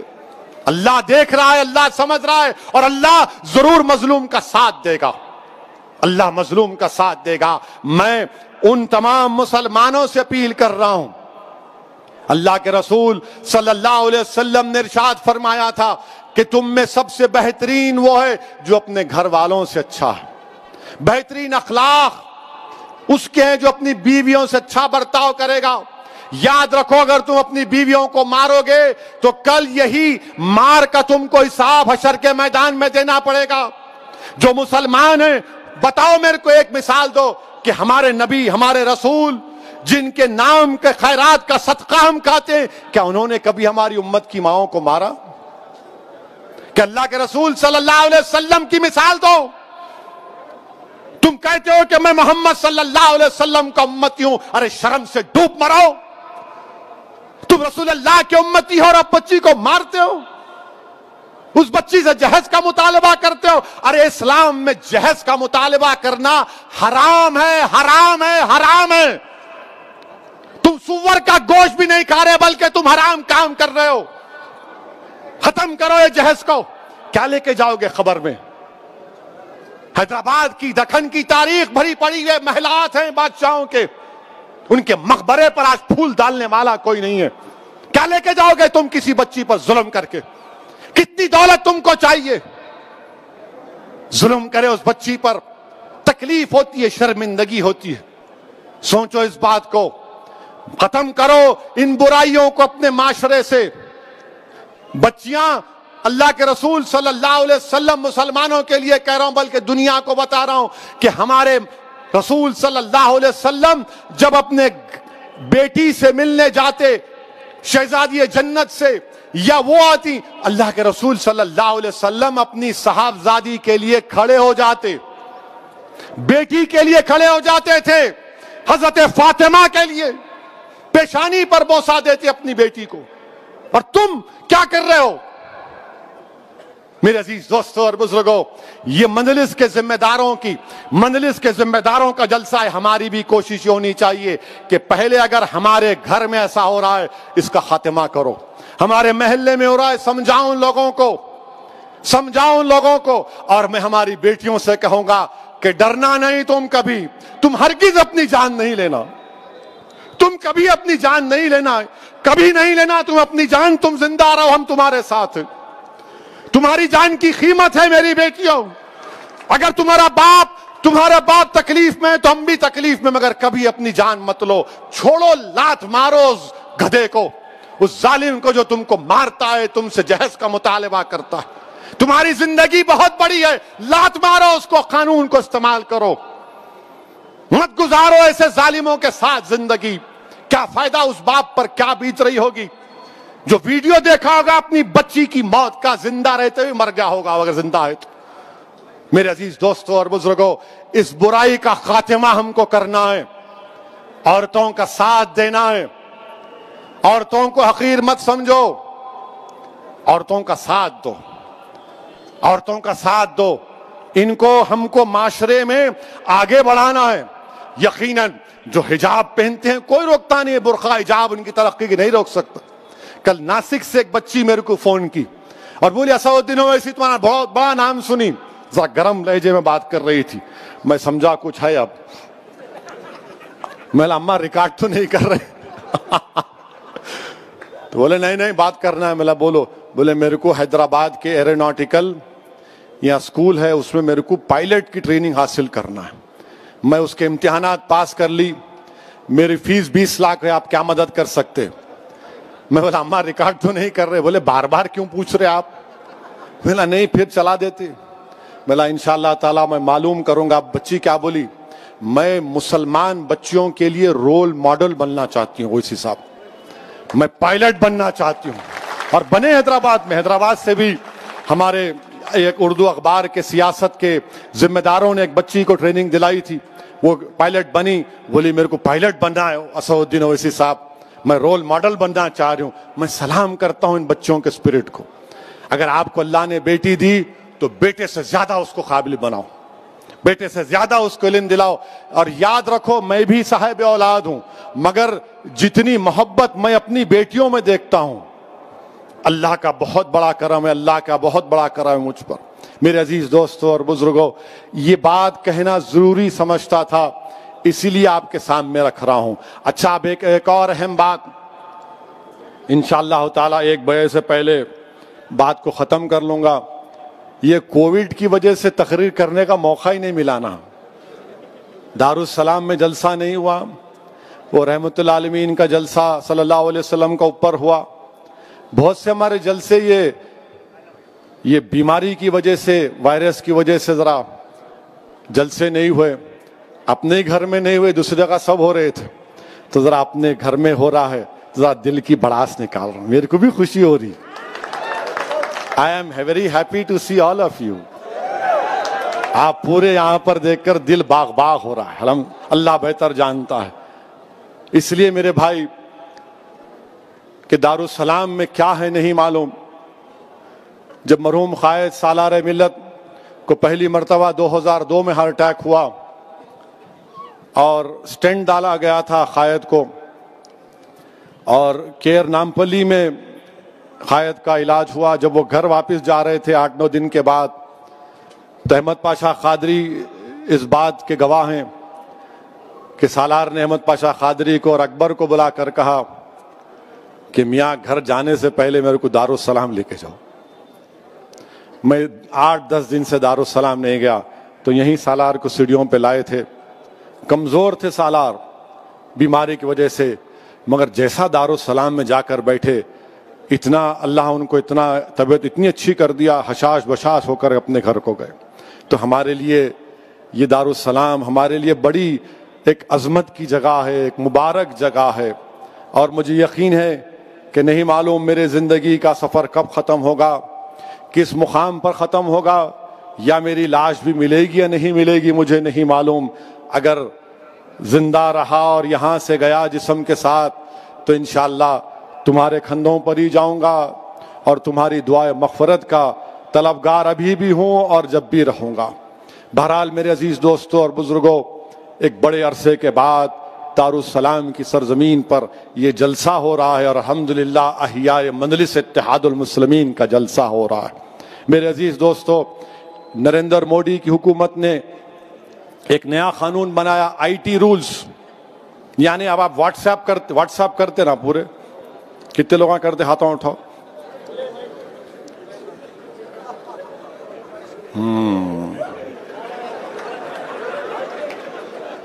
اب پریشانی میں آ گئے تم لوگ. اب واٹس ایپ آپ جو کرتے نا, اب مثال کے طور پر ایک واٹس ایپ آپ کو کسی عرب ممالک سے آیا, اس میں لکھا ہوا ہے کہ ایک عرب کہہ رہا ہے حبیبی, مانے موڈی کو کہہ رہا ہے حبیبی 8 روپے کی چیز تو 80 میں بیچتا ہے. تو موڈی جی بولے it is business Brother, this is business, یہ بزنس ہے. اب وہ آ گیا آپ کو چندرائن گٹا میں بارکس میں آ گیا. اب وہ بیچارہ دیکھ کے بولا پورے عربوں کا علاقہ ہے, یمنیوں کا غیور قوم ہے وہ, تو انہوں کیا کرے واٹس ایپ کو فارورڈ کر دیے. ایک ہو گیا. دوسرا, آپ گھر کو جا رہے دارالسلام سے نکل کے, ہم کو بھی آتا, واٹس ایپ آیا, ذرا آتے آتے کوتمیر کا کٹا لا لو, ذرا آتے آتے سودا لا لو. گھر میں کو آگے نامپلی مارکیٹ سے, چوک کی مارکیٹ سے مرغی کٹا کے لاؤ. واٹس ایپ پہ آتا. اور کیا کرتے عورتیں بیویاں آج کل, ذرا اس پہ زور دینے کے لیے ایک ایموجی آتا, ایموجی معلوم نا, غصے کا چہرہ ڈالتے, لانا دیکھو. آپ دیکھ کے بولتے ارے کیا ہے رے, کوتمیر کا کٹا بنا دیے میرے کو. خیر آپ لے کے چلے گئے. اب نریندر مودی کی حکومت کیا کہہ رہی, کیسا تم فارورڈ کرے کوتمیر کا کٹا, کیسا فارورڈ کرے یا حبیبی کو. اوریجنیٹر کون ہے, اوریجنیٹر کون ہے, اور قانون یہ بنائے کہ اس کے اوپر پبلک آرڈر پیدا ہو سکتا. اگر عرب ممالک سے کوئی واٹس ایپ آیا تو مودی حکومت نے قانون بنا دیا کہ بھارت کے اور اس عرب ممالک کے تعلقات خراب ہو سکتے, یہ بھارت کی سوورنٹی کا مسئلہ آپ پہ کیس بک کریں گے. اب تم بتاؤ کہاں سے اوریجنیٹر ہوا یہ رولز ہیں اس کے, یہ اس کے رولز ہیں, آئی ٹی رولز. میں نکال کے لایا تھوڑا, کل رات میں ذرا بیٹھا تھا, جو جانکار لوگ ہیں ان سے پوچھ رہا تھا کہ کیا ہے بھائی یہ. مانے آپ کو یہ بتانا پڑے گا کہ فرسٹ اوریجنیٹر کون ہے. آخر یہ کیوں, آپ کو کیوں فکر بھائی, میں کوتمیر کا کٹا لے جاتا ہوں, آلو لے جاتا ہوں, بھاجی لے جاتا ہوں, آپ کو کیوں فکر. بولیں گے نہیں دیکھو انہوں کیسی بات کر رہے. آپ کیوں دیکھنا چاہ رہے میرے میسج کو.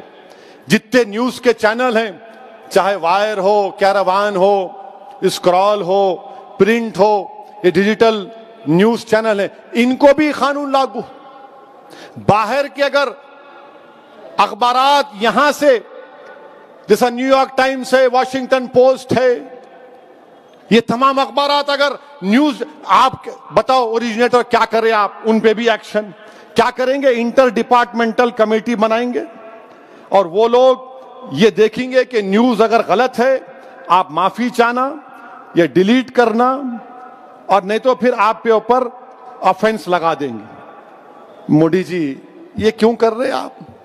اچھا, نریندر مودی صاحب کا کل دیکھ رہا تھا میں, معلوم کیا دسمبر 2017 میں نریندر مودی بھارت کے پردھان منتری نے اپنے بی جے پی کے ایم پیز کو کہا تھا, شکایت کی بلکہ, کہ تم لوگ میرے کو جواب نہیں دیتے متروں. ایم پیز کو کہا, صحیح کہا, جوک نہیں ہے, تم میرے کو جواب نہیں دیتے. میں تم کو گڈ مارننگ کا میسج بھیجاتا ہوں, تم واپس میرے کو گڈ مارننگ کا میسج نہیں بھیجاتے. یعنی پرائم منسٹر اپنے ایم پی سے بول رہے کہ میں تم کو گڈ مارننگ کا میسج بھیجاتا ہوں اور تم میرے کو واپس گڈ مارننگ نہیں بولتے. مودی جی انہیں گڈ مارننگ نہیں بولا تو ہماری مارننگ کیوں خراب کر رہے آپ. ارے آپ کیوں, آپ کو گڈ مارننگ نہیں بولے, آپ کیوں بولنا گڈ مارننگ. آپ کو نہیں بولتے گڈ مارننگ. ہم بولتے کسانوں کا کام کرو, ہم بولیں گے دلی کے فسادات میں مرنے والوں سے انصاف کرو, سکھوں سے انصاف کرو. مگر مودی جی بول رہے میرے کو گڈ مارننگ کا جواب بھی نہیں دیتے میرے ایم پیز. یہ ٹی وی والے بولیں گے کب بولے انہوں, بولو دسمبر 2017 دیکھ لو جا کے. اگر تھمز اپ ہے تو کچھ نہیں کر سکتے. ہم بھی ہے مگر تھوڑا تھوڑا پڑھنا آتا. میرے عزیز دوستوں اور بزرگوں, اسی لیے ہم یہ آئی ٹی رولز کے خلاف ہیں. ہم حکومت سے مطالبہ کرتے ہیں کہ اس کو نکالیے. یہ بھارت کے سمویدھان کے خلاف ہے. آپ پرائیویسی کا ججمنٹ آ گیا, ڈیٹا کے رولز کیوں نہیں بناتے آپ؟ ڈیٹا کے رولز بنائیے نا. کچھ نہیں بنائیں گے آپ, نہیں کوئی بس ہر چیز پہ جھانکنا, ہر ایک کی کنڈی میں منڈی ڈالنا. بولتے ہیں حیدرآباد میں اپن, ارے کئی کو ڈال رہا, ہر ایک کی منڈی میں کنڈی میں منڈی. ان کو بڑا شوق, ہر ایک کی کنڈی میں منڈی. ان کا ہو رہا, تم کیا کر رہے, کیا کھا رہے, کیا پی رہے, کیا پہن رہے, کس سے شادی کر رہے, اس سے شادی مت کرو, اس سے کرو. ارے آپ کو کیا ضرورت ہے بھائی صاحب؟ میں تو کر رہا ہوں نا, گھر میں ہے, آپ کو کیا کرنا ہے؟ کوتمیر کا کٹا ہی لے کے جا رہا ہوں. مگر وہ فرسٹ اوریجنیٹر کون ہے؟ آپ کو فکر نہیں ہے دلی کے فسادات کے بارے میں؟ 1 سال ہو گیا دلی کے فسادات ہو کر. فیضان کو کس نے مارا؟ بھارت کے وزیر اعظم بتائیے. ہم پوچھنا چاہ رہے ہیں فیضان کو, وہ بچہ جو 4 بچے زمین پر لیٹے ہوئے تھے, حضرت پولیس جن کو مار رہی تھی, اور جن گن من پڑھو. مسٹر مودی, فیضان کو کس نے مارا؟ فیضان کو مارنے والوں کو آپ کیوں نہیں پکڑتے؟ جنہوں نے کہا تھا کہ دیش کے غداروں کو گولی مارو, ان کو نہیں پکڑتے. وہ آرام سے پھر رہے ہیں, بیٹھ رہے ہیں. فیضان مر گیا, اس کی فکر نہیں ہے. اور پھر کتنوں کا نام لوں مسٹر مودی, بتائیے آپ کے سامنے نام لے رہا ہوں. یہ کیراوین میگزین کا 1 مارچ کا رپورٹ ہے. ایک فیضان خان نام کا بچہ خالی سم کارڈ بیچا, 4 مہینے جیل میں تھا. کورٹ اس کو بیل دی. اشفاق حسین الیکٹرک شاپ کا, اس کو جسم پہ 5 گولیاں مار دیے. 10 دن پہلے, مرنے سے پہلے اشفاق کی شادی ہوئی تھی. مسٹر مودی سے انصاف کب ہوگا؟ پھر اس میں 15 سال کا نتن کمار, یہ ہمارا ہندو بھائی کا بیٹا تھا, کھانا لانے کے لیے نکلا 26 فروری کو. اس کے والد کو فون آیا کہ اس کی dead body G T B hospital میں. کون مارا نتن کمار کو؟ 85 سال کی اکبر بیگم کو زندہ جلا دیا گیا. 19 سال کی عاقب کو سر پر مار کر قتل کر دیا گیا. عامر, جس کی 4 سال کی بیٹی آج بھی اپنی باپ کے لیے تڑپتی ہے. عامر خان اور ہاشم 2 مر گئے, دونوں بھائی تھے, کوئی انصاف نہیں. محمد وکیل 52 ایئرس, اس کے آنکھ میں لا کے ایسڈ پھینک دیے, آج بھی وہ تڑپ رہا ہے, کوئی انصاف نہیں ملتا. اور پھر 24 فروری کے دن دلی پولیس کا ایک سب انسپیکٹر محمد فرقان کو گولی مار کر شہید کر دیا. چشمدید گواہ ہے مسٹر مودی, آپ انصاف نہیں کر رہے حکومت آپ کی. ہم چاہتے ہیں کہ حکومت انصاف کرے. انصاف کرنے سے ہی امن پیدا ہوگا, امن مضبوط ہوگا. اگر حکومت واقعی میں سب کا ساتھ, سب کا وشواس, سب کا وکاس کی بات کرتی ہے, تو بھارت کے پردھان منتری کو دلی کے فسادات میں مرنے والوں سے انصاف کرنا پڑے گا. 52 لوگ مر گئے, جس میں سے 41 مسلمان تھے اور ماباقی ہمارے ہندو بھائی تھے. سب سے انصاف کرنا ہے. جینوسائیڈ ہوا وہاں پر, اب تک 1 سال ہوا, کچھ نہیں ہو رہا ہے. میرے عزیز دوستوں اور بزرگوں, میں آپ سے اپیل کر رہا ہوں کہ کووڈ کے لیے ویکسین آیا ہے, ویکسین لیجئے. ویکسین لینا ہے, آپ کو اپنی جان کو بچانا ہے. اس میں کسی کو ڈرنے کی ضرورت نہیں ہے. بہت سے ہمارے لوگوں کو ہم نے کھو دیا, یہ اللہ کا بڑا فضل و کرم ہے کہ احمد پاشا قادری صاحب کو 2 مرتبہ کووڈ ہوا, مگر اللہ نے ان کو صحت دے دی, اللہ کا بہت بڑا کرم. امتیاز جلیل کو کووڈ ہوا, اللہ نے ان کو شفا دے دی. بہت سے ہمارے اراکین بلدیہ کو ہو, اللہ نے ان کی شفا دے دی. بعض مجلس کے چاہنے والے, مجلس کے ذمہ داران, ان کی موت ہو گئی, اللہ ان کی مغفرت فرمائے. ہمارے ملک میں 1,70,000 سے زیادہ لوگ کا انتقال ہو گیا کووڈ وائرس سے. اسی لیے میری آپ سے التجا ہے, گزارش ہے کہ انجیکشن لگائیے, ڈرنے کی ضرورت نہیں ہے. اب آئے وہ لگے تو ایسا ہوتا, کچھ نہیں ہوتا. گھر میں اتنے باتیں سنتے, بیوی کے ذرا خالی چمٹی لیے تو کچھ نہیں ہوتا, لے لو جا کے. انجیکشن لینے کا ہے, وائرس سے بچنا ہے. اور پہلے آپ بھی لو, اپنے گھر والوں کو دلاؤ. خالی جا کے بیگم کے ساتھ او میں لے لیا دیکھو, نہیں. اپنی بیٹی کو بھی جو 20-22 جو بڑی عمر کی ہے, اپنی ماں کو, اپنی دادی کو, پہلے بزرگوں کو دلاؤ. جو 65 سال کے اوپر ہے پہلے ان کو دلانا ہے, ان کو پہلے دلانا ہے. لیجئے انجیکشن، اور میری آپ سے گزارش ہے کہ مجلس اتحاد المسلمین کو مضبوط کریے، مجلس اتحاد المسلمین کے ابتدائیوں کو اور مضبوط کریے، اور اپنے بزرگوں کے جذبے کو زندہ رکھیے، اخلاص کے ساتھ کام کریے۔ السلام علیکم ورحمۃ اللہ وبرکاتہ، وآخر دعوانا الحمدللہ رب العالمین۔